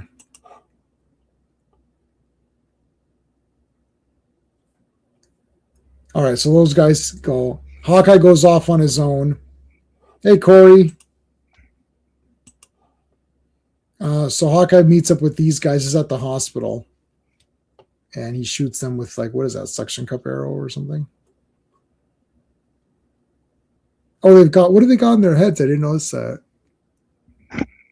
Some kind of tattoo, like a dagger. Yeah, it's like a dagger tattoo. Doing pretty good, man. Glad you could join us. All right, so they blast, and it's like they escape. So he tells the guards, and, they don't really, they're like, oh, okay. Is this guard bad? Like, does it seem like he's a bad guy? he feels like he looks like he's bad. So there's that's something you've known since the swordsman died months ago. Yeah, what was this stuff? Oh, yeah, it can't end like this. Yeah, it just can't. Yeah, the swordsman dies. So they're talking like Captain America just got nailed. Like, oh, he's just gonna die. Avengers assemble. Thank you. So Hawkeye's like, yeah, there's all this bullshit happening at the hospital. It's like, okay. So he's reminding, like Hawkeye's thinking back to when, you know, him and Captain America would always kind of like make fun of each other, or mostly Hawkeye would you know, poke fun at Cap and be a dick. Yeah. But we're all friends now. There's Captain America laying there in his. Does Captain America have an identity? Why does his mask have to stay on? I mean, yeah, he has a secret. He has his identity is not known publicly at this time. Oh. He still has a secret identity. It looks like the Vision with that nose. And then it's like, okay, that was all part of the plan. It's like, now the next part. So that's the last issue, but I wanted to take just a quick look. Like, so the next one, so 146, this will continue the assassin thing, right? Yeah. Yes. And then the next one is going to continue the Squadron Supreme. Yeah, I believe so. I don't want to spoil this. Hold on, let me remove this for a second. I won't spoil this for the chat, but I just want to see. It may pick up the storyline in the past with Thor and Moondragon. I'm not sure. I don't remember specifically. Yeah, okay. The next issue has Hellcat and all that. Okay, so that was.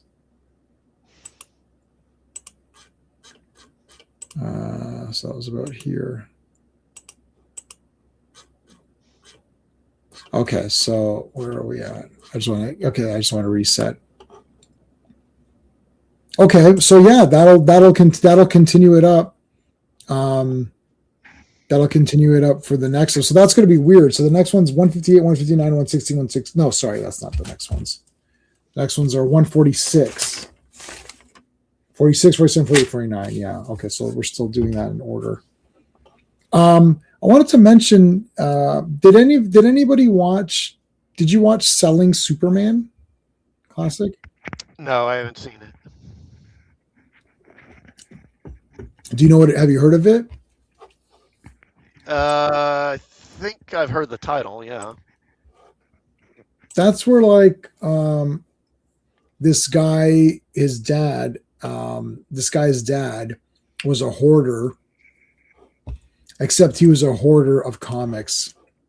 Uh-huh. So like he has 150 copies of Star Wars #1. He had 150 copies of Strange Tales or whatever, the first Doctor Strange. He had like, the next week's, yeah. And he has like Batman #1, Superman #1.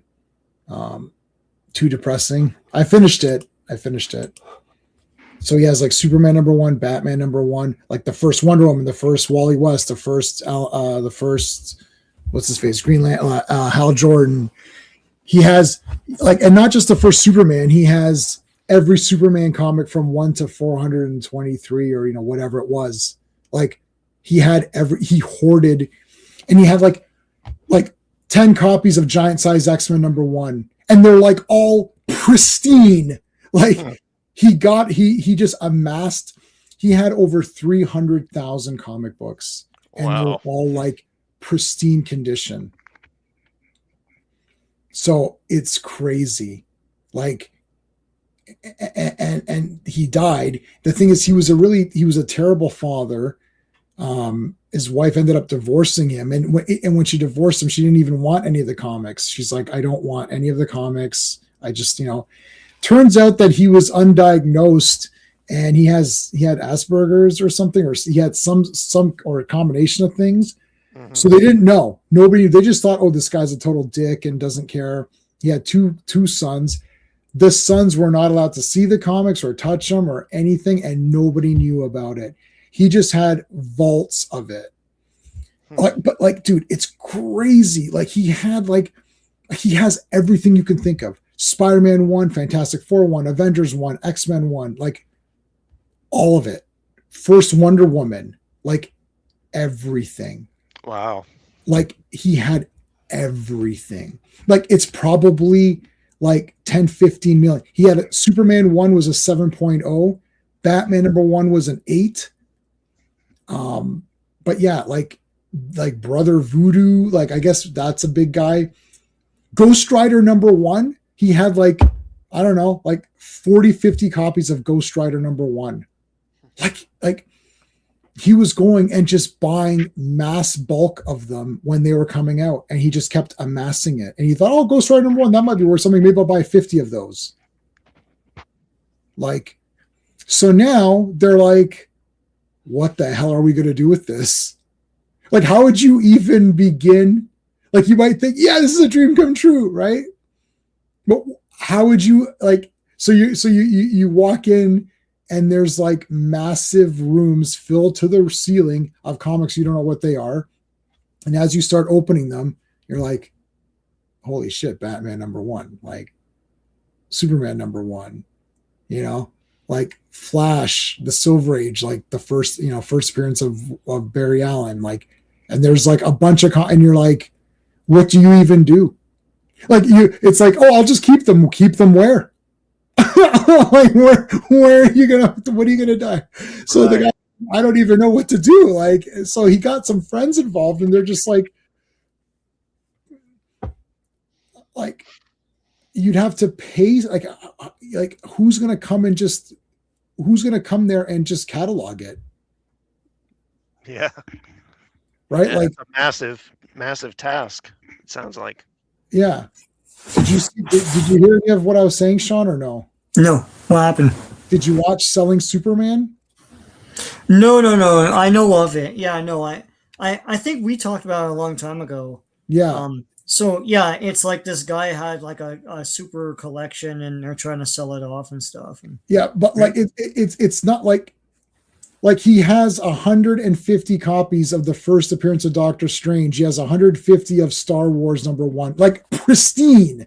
Why? He has 10 giant size X-Men 1s. He has Batman 1, Superman 1, the first Wonder Woman appearance, the first Wally West, the first Green Lantern, Spider-Man 1, Fantastic Four number 1, Avengers number 1, X-Men number 1, and not just number 1. Like he has Superman 1 to 423, all of it. Right. He was a super collector, but he was buying multiples off the rack, no? Yes. Yeah. That's what it was. Yeah. So so Brother Voodoo, they had like 100 copies of like Brother Voodoo, like first. He's like, he goes, each one of these is 10,000. So they don't know what to do. Dude, they don't know what to do. I seriously doubt you'll get 10,000 for Brother Voodoo. But. Yeah, I don't know. Yeah. Well, they were on there. Is it Brother? It's I don't know, but like the guy. So they're going to cons and getting prices on things, and guys were paying that. But the thing is, you could say, "Oh, this is awesome." Where are you going to store it? People can steal that. Like, so, but hold on. It's 3 parts. It's almost 4 hours. It's like 45 minutes each episode. I watched it all. Yeah. Then all of a sudden, episode 3 or 4, they're like, "Oh yeah, we forgot to tell you. He also bought action figures, like every Star Wars figure in the package, like pristine." In the package, yeah. Oh gosh. So they're like, so literally, they're like, "What are you supposed to do?" Like, because you can't. You can't even catalog it. Well, the problem is you can have it appraised and then go through an auction, but the problem is the fees for those are a lot. So I don't know how they organize all that stuff. He did Heritage auction. If you went to Harrods is going to send you an appraiser, right? Yeah, no, he went to Heritage, but the thing is, like the auction house can't take it either. It was over 300,000 comics. Oh, Like yeah. they can't even take it. Yeah. Yeah. No, that's not what happened, Phil. They didn't hate the comics.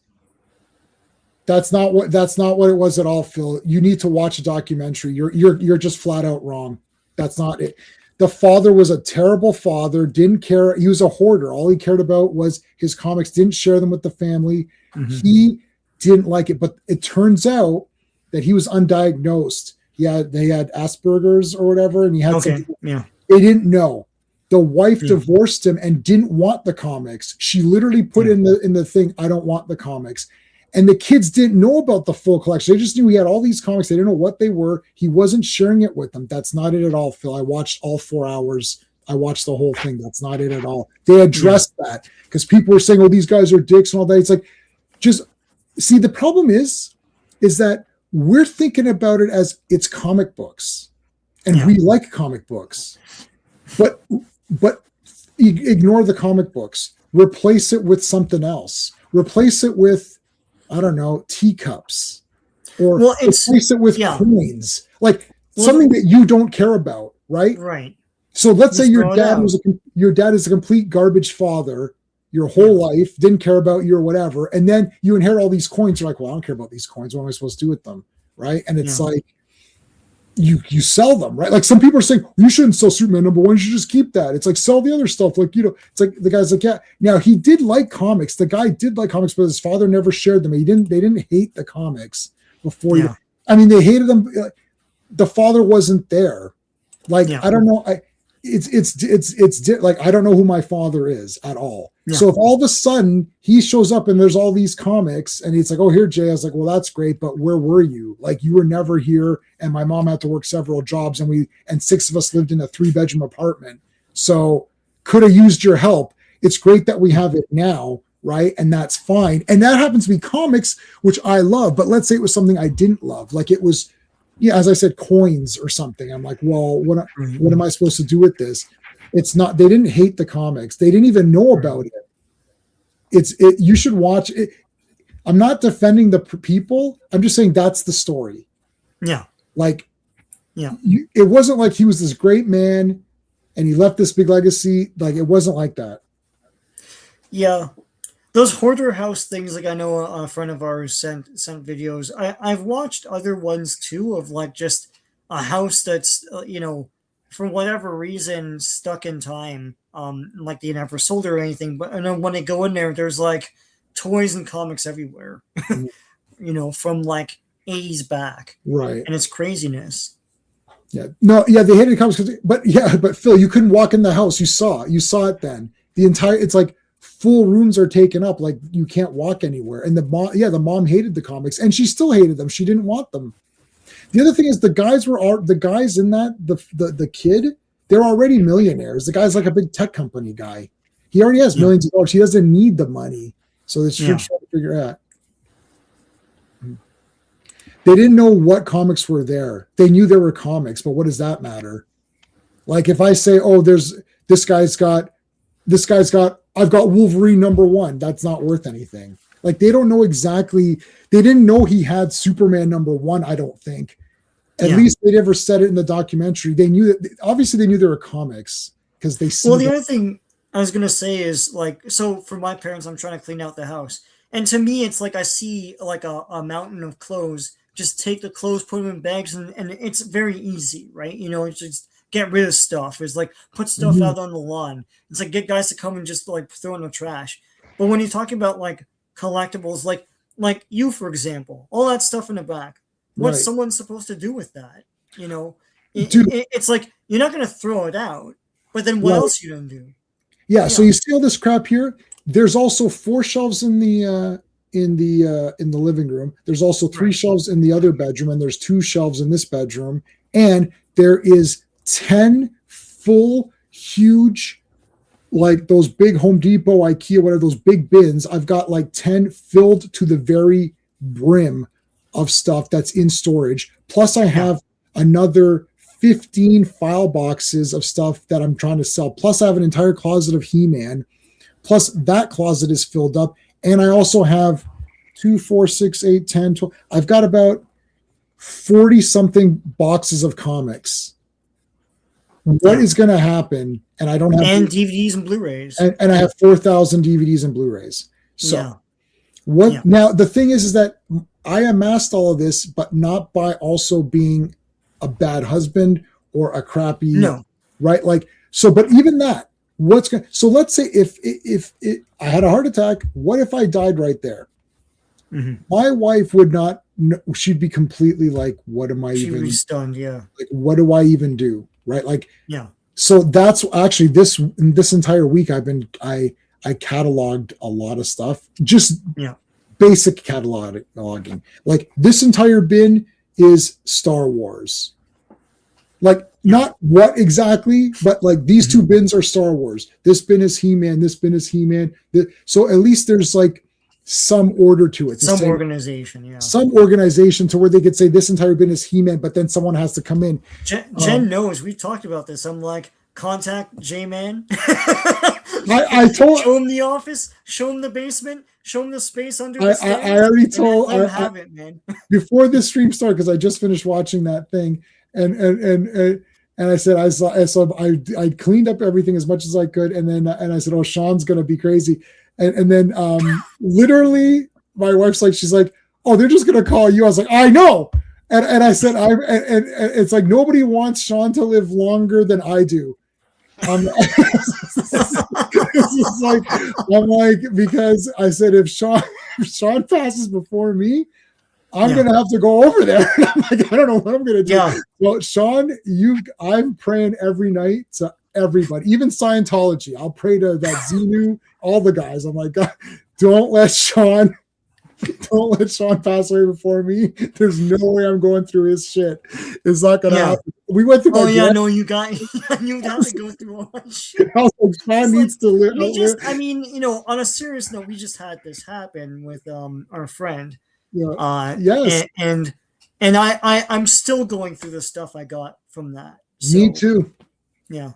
Yeah, I still have boxes here. I have to. You can't see them; they're off camera. But I have to catalog all that stuff, and I kind of don't. I'm in a house, that's true, but I kind of don't know where to put it. So, like, you run out of space because you want a living space too, right? Yeah, so, No, I'm not judging. I don't care about the people. I don't care about the people in the documentary. Like, I know Phil saying he hated it. It's like, what I'm saying is you can't judge people unless you know what's going on, right? Yeah. So, like, we're not going to look back at my wife or your wife and it's like, oh, they didn't care or whatever. They thought it was annoying and now they're going to make money off of it. Because like, let's say if you start collecting more and more and more and you're blocking off rooms and saying, hey, wife, you can't go to this room anymore. Like, she's like, why can't I go in this room? It's our house. It's like, well, it's now my room of collectibles. And then it's like, okay, you can have your room of collectibles. No. Now it's also this room. No. Now it's the basement. No. And then it's like, okay, this is not equality in the marriage. No. It's supposed to be there for the children and we're supposed to be equal. It's not like she has a collection, right? So the thing is like, if it starts to get out of hand, it's hard to go back and judge people and say, well, they were being assholes, right? It's like, you don't know what the situation is. But the bottom line is that why I liked watching this was because I liked to see the actual handling. I wanted to see what they did. You know what happens? They dropped Superman and cracked the CGC case in two. It cracked it two spots. Yeah. And the guy's like, we just fucking, like, that could be millions of dollars lost. Like, it's a 7.0. That could be like a $3 million book that's now $1 million because you broke. Well, then get it reappraised. Like, they had to, but the guy was scared. No, but that's just like, oh shit, I dropped something. It's like, you just lost me $1 million. Well, CGC is its own discussion. So CGC, they were in there. I know, but that is true. Yeah. So I worked in a hotel restaurant. They had a card show. This guy couldn't sell anything else. Okay, earlier I worked in a hotel restaurant and they had a card show. This guy couldn't sell, and he ordered spaghetti dinner, throwing the cards in the trash and throwing the dinner on the trash on the cards. Wow. I started getting 10 years ago, so I'm asking. There you go. That's why collectors need to have wills. Yeah, I know. Well, I guess. Yeah. the thing is, so even if there was a will, like, okay, my there's no will. There is only my wife. So if I'm dead, she gets it all. If she's dead, I get it. That's it. There's nothing else. Now, but I have two nieces and 2 nephews, right? So what's going to happen? Like, 2 of them don't give a rat's ass shit, nothing about any of this crap. Yeah. Right. But I mean, I've got some decent ones, right? Mm-hmm. First Hawkeye. I've got first Wonder Man. I've got Phoenix, Dark Phoenix. I've got first Deadpool. I have the first Cable. Yep. I've got Doctor Strange #1. I've got the first time Shazam appears in DC Comics. I have that. Right. I have Teen Titans or New Teen Titans #1. I have the first. I'm just trying to think. First Vigilante. First Misty Knight. I'm just thinking of what first Bane. First Tim Drake. Like, I don't know, like a bunch of these, right? They're not crazy. Nothing too crazy. Maybe first Hawkeye is the best one that I've got. But we've got 2, and the other 2, the I don't know, the jury's out because they're too young. They're only 7 years old. I don't know if they're going to like this or not. But what happens? I pass away, and there's those 4 kids left. Who's going to get that Hawkeye? Like, in my opinion, if one kid ends up liking superheroes, then that kid's getting everything. Because I'd rather give it to someone who likes it. Yeah. Right? Or basically, I'm waiting. In the next 5 years, 5 to 10 years, I'll see where the kids are at. And if they don't show any interest, then I'm keeping it with me, and I'm going to start, as soon as I'm a certain age, I'm just going to start selling it off. Yeah, J-Man, the thing is, I think you're looking at them through your own prism, sorry. In that kids outgrow things now. It's like we talked about this before, like we held on to all this stuff. If those kids like this stuff, then 10 years from now, they probably will, Yeah, that's what I'm going to wait. I'm going to wait 10 years. The other 2 kids don't like it. They're in university. They're not going to suddenly like it. Yeah. Like my one niece is in university, and my nephew's going to be going to university next year. So they don't like this stuff. So they're out. No. So there's only 2 left, and there's 7. As I said, I'll wait. I'll wait 5 to 10 years, see what their interests are, and then I can gauge that way. But if they don't care, it was baseball cards. Yeah. Baseball cards. Oh, baseballs. 8 missing Doctor Who episodes. Yes, I know. They're the Doctor Who missing episodes. Yeah. Huh. So, anyways, I thought it was. I mean, it's on. You can watch it. It's on wherever. It's on Prime or something. Is it on Prime? I'll take a look at it. Yeah. Yeah, I thought it was interesting because to see. But yeah, people are super tense at the guy too, and they're like, "Oh, he's just selling his father's stuff." It's like, yeah, but the father was an ass in their mind, regardless of what you think. Well, also, it's a large collection was it really left to them or something? Because the thing is, it's a lot of responsibility. When you put it on it, The wife divorced him, and they had a thing, so she got none of the comics. So it went to the kids, the 2 brothers, the two kids. So they both like comics, but they're not dying over them, right? One guy. So that Silver Surfer issue 4 with Surfer and Thor colliding.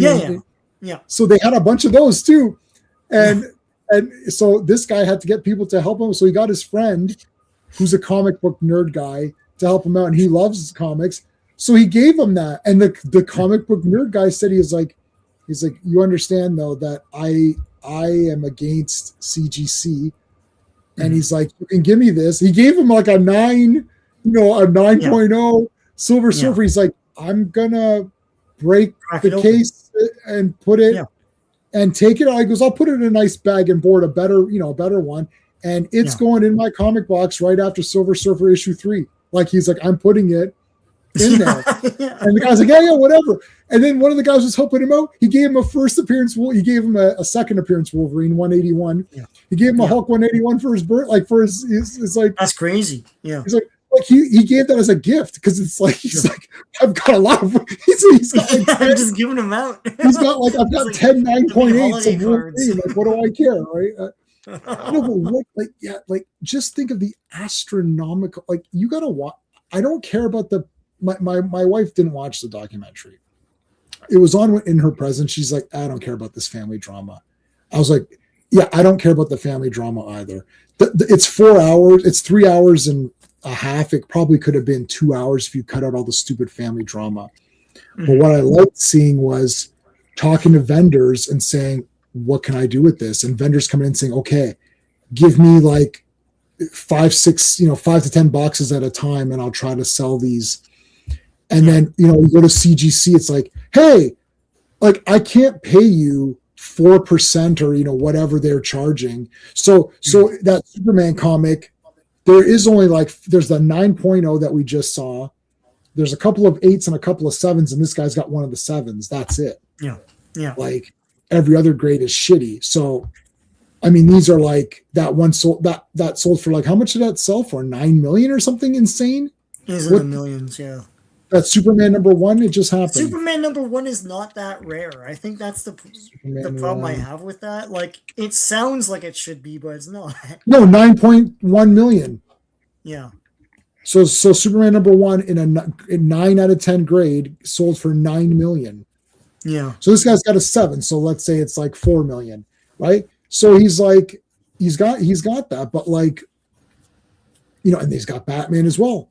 Batman 8.0. So again, what are you going to do with these? Like, okay, I'll just keep them, I guess. But like, okay, but even just selling them. So you get, where are you going to take that? So you take that to the auction. Now to CGC graded, it's 4% or something. Like, so you're saying 4% of what they appraise it as? Yeah. So if they say it's a 7, what the hell kind of scam is that? I know it's a scam. That's what I'm telling you. I've never liked that. So basically, it's going to cost you 40 grand. You're going to pay CGC 40 grand, right? Yeah. If it's 4 million or whatever, yeah. That's crazy. Am I wrong, Chad? That's what it said in this documentary. Do you 4% of? So they say it's a 9.0, and now the thing is appraised at. So the thing is, they don't give it a dollar value. No, they give it the 9 or whatever the rate. Right. So they give it 9. Let's say, so this one got 7. So they give it a 7, and they're like, okay, well, a 7.0 sold for whatever million, and then we're going to charge you that 4% of that for the grading process. I mean, that's effing insane. F that. Hold on. Then why send anything to them? You have no idea how much you're going to pay them. Right. Yeah, see? Okay. This is AI saying it, but cost significantly, it goes by tier. So fair market, it's a percentage of fair market value, which is, what does that mean? Right? Like, so, okay, so maybe it's like whatever the charge is, there's a certain set charge, and then it's percentage. Yeah, what's fair market value mean? Right? Like, oh yeah, we think this is worth whatever. Psst. So what did the auction people say? So the auction people, okay, hey GT, how's it going? He'll explain it. Hey GT. And then Sean can resell it, I know. Heritage Auctions did a few weird. You got to watch. There's a guy. I don't want to promote the channel. I really like this channel a lot. But there's one called there's like scams on video games. Okay. Did you watch that show? I remember this now. Yeah. I've literally watched the 2 or 3 videos like 4 or 5 times because I just love it so much. Check out video game. So go on YouTube and look up video game grading scams or something with Heritage and all that. You'll see. I'm not going to promote anyone's channel because I don't know this person. But I personally really enjoy his channel. But you might not. So anyways, but watch his coverage of that. But anyways, so they took Batman 1 to the auction. He got 1.1 million for it on auction. And I don't know what Heritage takes. They definitely take their fees. Yeah. So it's crazy. But anyways, what do you do? My thing Well, about options.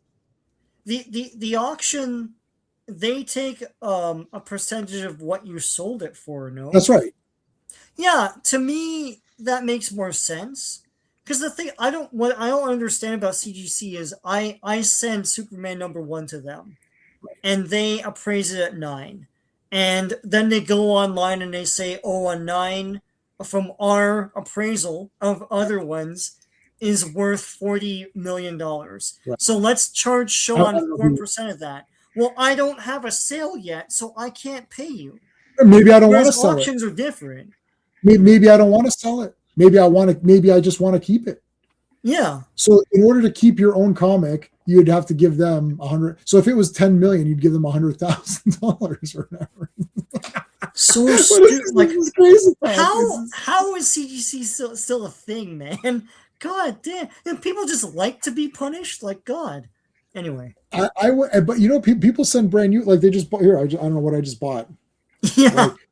Like, Superman Detective Comics issue 1105. Oh, send it into CGC for what?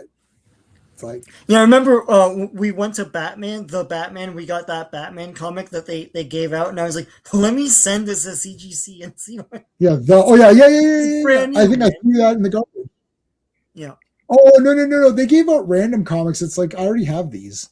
Yeah, I know. No, it's wasn't it like it was like a reprint or something, and then they're like long Halloween issue 1 or something like that, or whatever. Yeah. So, it was probably that. It was something like, it was Long Halloween, or what was the Batman? What did it copy? It tried to copy it copied a few things or whatever, right? Right. Yeah.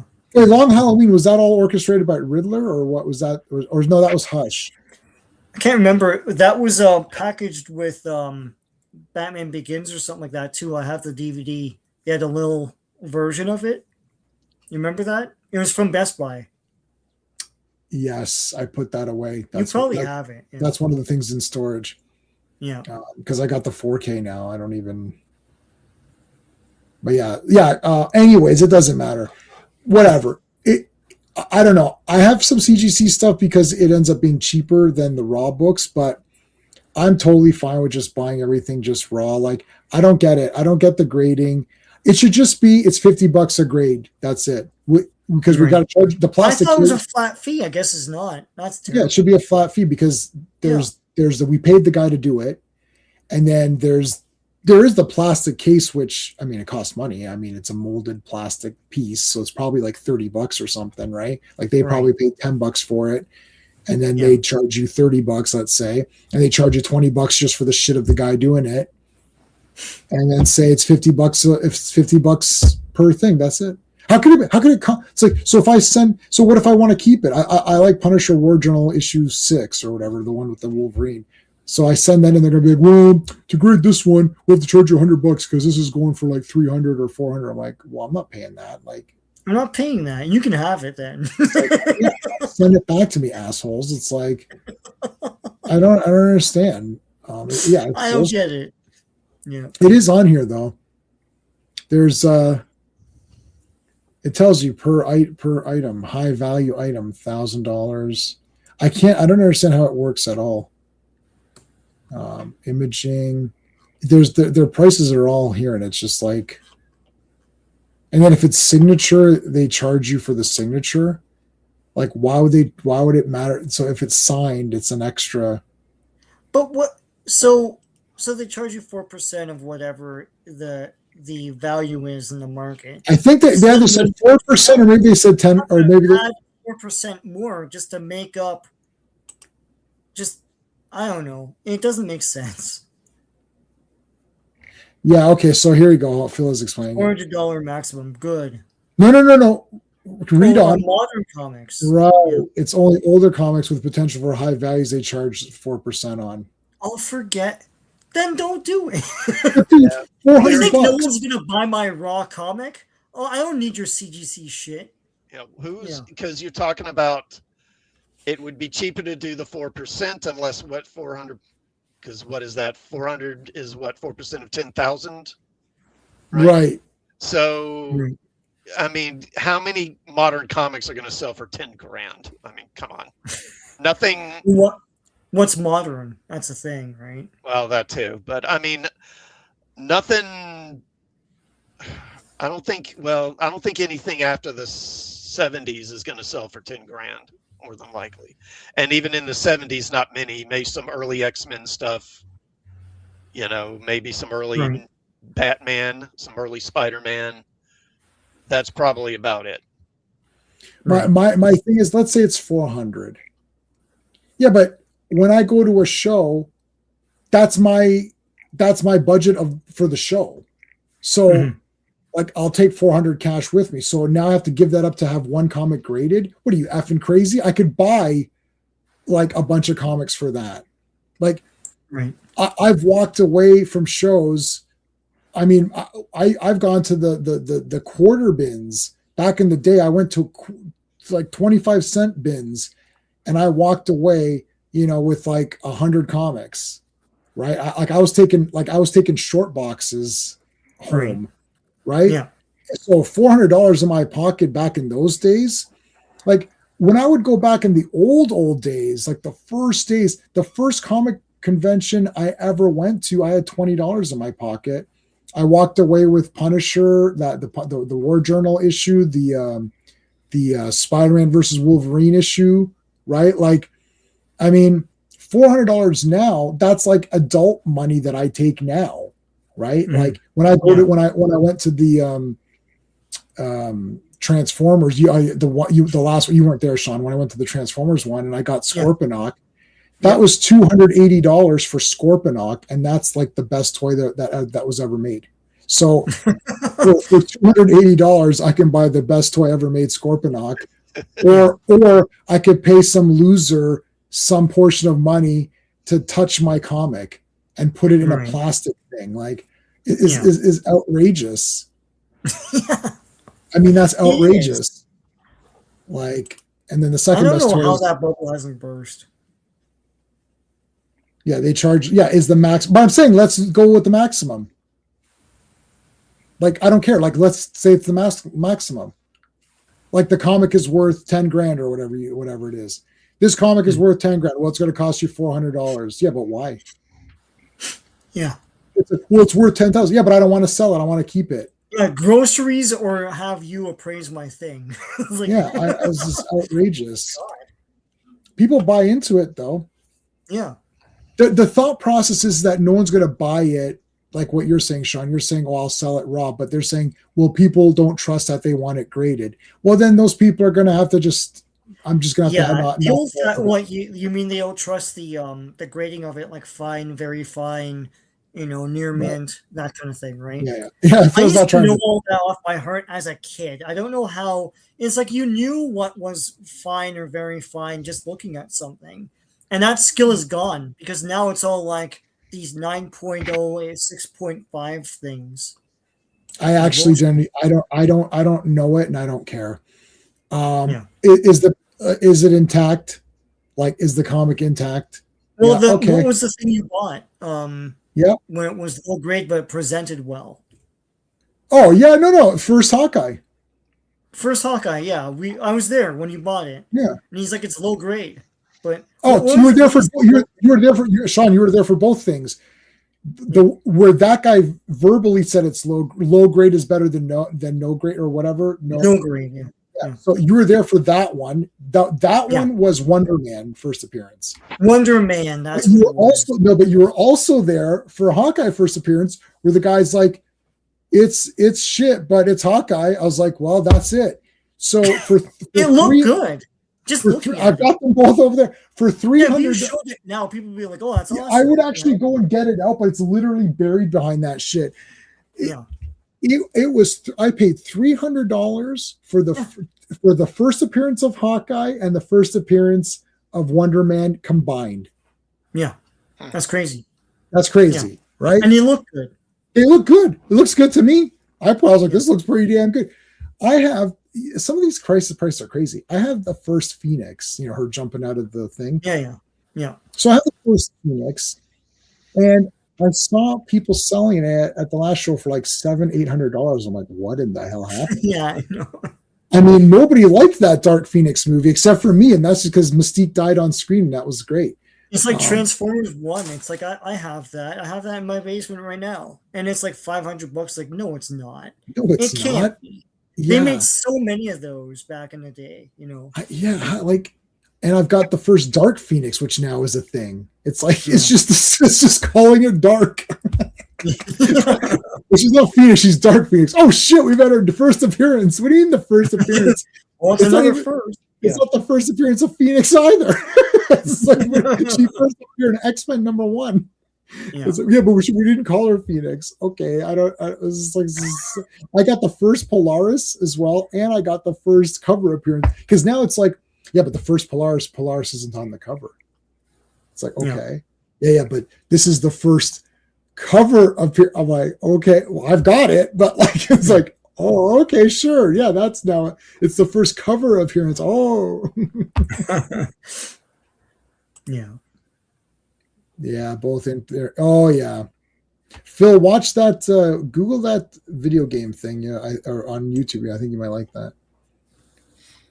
They make mistakes. People got different gradings for the same comic. Yeah, I've seen that as well. What about that guy who was cracking the cases open and swapping? Right. Yeah, like swapping into a 9.0 or something like that, right? Yeah. Well, the thing about that makes no sense is I thought it comes with an appraisal of what they looked at on the comic. So if it doesn't match, then it wouldn't make any sense, right? Yeah, but some of these ones that are close, you can't tell, right? That's the problem. Right. Like with the rental of $40 Epic Collection. First of all, it's not $40. I don't know where you're shopping, but it ain't $40. $100. I know those Epic. Maybe they're cheap in the States. In Canada, they start at 60 and go up. But like he's talking about you could just get the Epic Collection and I know, and the Epic Collection is not $40 is what I'm saying. Oh, the Epic Collection is like $60. And now, because I missed out on I have all of West Coast Avengers, but I thought maybe I'll get the Epic Collections because they'll be I don't want to go pull up the actual comics. I like, I'll have the Epic Collections. I like those. They're nice. They're like $60 a piece, and volume 1 of West Coast Avengers is no longer affordable. Good night, Mohammed. Is no longer affordable. It's like a couple $100 on eBay. I'm like, even Epic. How did the Epic Collections go up? I don't know. Yeah, I noticed that too. Like with Star Wars, now it's too late to get some of them. Yeah, so it's like a reprint now. You know what else pisses me? I'll say this when we're gonna finish tonight. Literally, you know what I saw now? The facsimile editions are going up. Going up. Yeah, no, I know. Yeah, I've seen that. That's ridiculous. That's ridiculous, man. So that actually pissed me off, pretty badly actually, because I was getting some of these. I thought this will be neat to have, and then I saw, so I was on eBay looking for, what the hell was I looking for? Oh, I was looking for something and it came up, you search one thing on eBay and then your entire eBay, all your recommended things are going to be comics. Like my wife knows when I'm looking at something. She's like, oh, I see you're looking for X-Men comics. Well, because like everything is X-Men everywhere. So I was looking for X-Men comics or something. And it pops up and it's like, I saw the Phoenix, right? I saw the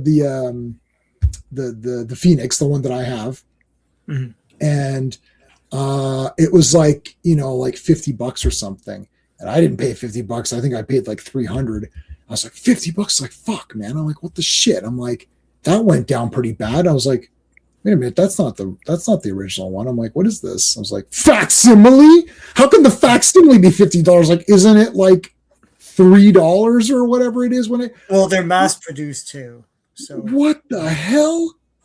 And I was like, wait, is that not outrageous? Because the first Phoenix can't be $50. That must be an error. But no, it's the facsimile of the first Phoenix. Yeah, I don't understand how people can't grasp that. These comic shops are probably sitting on multiple copies of a lot of this stuff that they couldn't sell because they can't send them back. And that's why modern comics aren't really going to appreciate, because there's plenty of them sitting around. And this is, I can go to, there's like a place near me. They sell old DVDs, and vinyl records, and they sell comics. And I can go there and find 90s comics for like $1.50, $2, stuff like that. Right. Yeah. And this is like Yeah. image stuff. Yeah, look, I'm looking at it right now, just in case you call me a liar. $55 for the foil version, and it's $33 to ship it. So it's like it's like $80. Huh. $80 for the facsimile. Here's another one. $40 to ship, $13. So $65 for the fake like facsimile Phoenix, the one that I have, the real one. This is look, facsimile edition 131, which I also have. I think that's the White Queen or whatever, right? Or is that's the White Queen, I think. Anyways, that one. What are you people talking about? I can't believe it. And yeah, my comic shop, dude, Carlos, he has a fucking massive ton of these. Like he gets these, and it's like I remember the fake first Deadpool. I grabbed the fake first Deadpool to have it in my comic box because I have the other one graded. So I threw it in the comic box. And then I went there and I thought, oh, this might be a fun comic to get for our buddy Steve. I was like, oh, sometimes I'll go to a comic shop and I'll see ones that, maybe I'll grab a few for Steve because he doesn't really get out to the shop. So I saw like a facsimile of the first Riddler and he loves Riddler. That's his favorite villain. So I was like, oh, I'll buy this for Steve, things like that. So I was like, Carlos, where's those fake ones of the facsimiles? And there's also True Believer version and stuff, which doesn't have the ads. He's like, yeah, they're over there. And I'm like, wait a minute, why is it like $10? It's like, oh, those are going up. I'm like, this is a scam. Like, this is a big time scam. Like, you've got 100 of these. Like, you're telling me you got $1,000 worth of facsimile editions? Give me a break. There's a sucker one every minute. True Believer were $1, right? Yeah. Because it's just something that they could cheaply reprint. They're $1.99, Yeah. These comic shops are desperate for money, though. They're trying to milk the customers wherever they can. Yeah. Yeah, they definitely are. Because the comic publishers are screwing them. Yeah, they definitely are. Okay, well, we went way off topic, but we finished a lot earlier. But these 4 issues were great. Check out that Selling Superman thing if you want to. I'm not endorsing. I'm not saying it's a great thing. It's 4 hours. It's really long. There's a lot of stupid family drama, and everyone's like, oh, it's like, listen, there's people that can't, that have lost their jobs and can't. So these problems that you're having are not really that big of a deal. Oh no, what will I do with my $10 million worth of comics? Pray tell. Why don't you take it to the auction house and say, give me $5 million and take all of it? Yeah. Like, if you don't want the hassle, Sean was with me. No, were you with me on the fire sale day where I walked away from the table? Yeah. I had my table of stuff. Literally, we looked at our watches. The Legos. The Legos. Looked at my watch. Oh, man, it's only been 2 hours. I'm like, I think I'm good to go home. I don't feel like staying here. That Lego guy came over. I was like, each one of my Lego sets was like $100-something. Okay, I said I must have had like, I don't know, $600 or $700 worth of Lego sets. I was like, $300, and he's like, sold. Bye. I said, you could double, triple your money. Then I walked away from the table. That guy who we always know has the figures, who recognizes us, he came over, and I was like, dude, it's a fire sale. I said, I'm walking away. What can you do? He's like, I'll do 300. I said, but you're not getting the Nintendo. I had a Nintendo DS and some games. I said, but not the Nintendo and DS and all that. Yeah. And I said, I'm taking that with me. And I took like a Punisher thing. I was like, Punisher, Marvel Legends complete. I said, I'm taking these 2 things away. He's like, okay, 300. Sean, let's go home. We're done. I walked away from the whole damn thing. I don't care. Oh, I got $600. I should have got 1,000. I don't care. I want to go home. So you could easily do that. You're right. Like, give them listen, it might be a 80 million or something. You're not going to get 80 million for it. It's like, ask them for $5 million. Then you just walk away. And you're a millionaire. Yeah, but this guy's already a millionaire. He's a tech company guy. So he doesn't even need this. So the thing is, here's what I would do. Here's what I would actually do then. I would walk in and grab the ones that I want. Yeah. Right? Yeah. Like, I grab X-Men 1, Because there's like 80 of each one or something. It's just one of, just 181, whatever. One of each I'll give you one of every one of them because the guy had like 100. The guy had 100 Star Wars.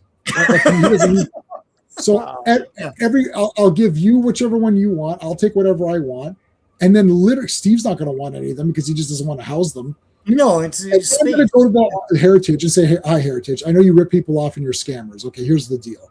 We've got $5 million left worth of comics here. Give me $2 million and I'm walking away, and you guys can figure it out. Hire people to go through it all. Yeah. Maybe you'll get $8 million out of it. I just want $2 million, and then I walk away, just like Lord Humongous said. Walk away. Just walk away. Walk away. Take your $2 million and walk away. It's like, that's it. And then let Lord Humongous have it. but they don't want to do that. So then it's not a problem. Yeah. Right? Like, you're choosing to make this your you're being life. too tiptoey around it. You're tiptoeing. You don't want to sell it, kind of. You want to get as much out of it as you can. Like, as Phil said, if you hated the comics and they ruined your life, then just get what you can and leave. Yeah. Right? But, I mean, obviously it's a massive amount, so they're not going to do that. Anyways, that's it. Thanks for being here. We're this Friday's Fantastic Friday, and then the next day is Brave Star. And we won't be able to kill time on Brave Star because there's 13 episodes in it. And there's like, Brave Star literally held a guy in front of them as a human shield and got killed. I'm like, I can't believe this. Like, this is awesome. Like, Brave Star lifted the guy up and human shielded him. I was like, that guy's dead because this is show. I was like, yeah, this is awesome. That's a great show, man. Brave Star's the best. All right. That's everybody. Thanks. Good night. All right. See you. Hey friends, you've just been listening to J-Man, and he is the smartest person who ever lived. So make sure you like and subscribe.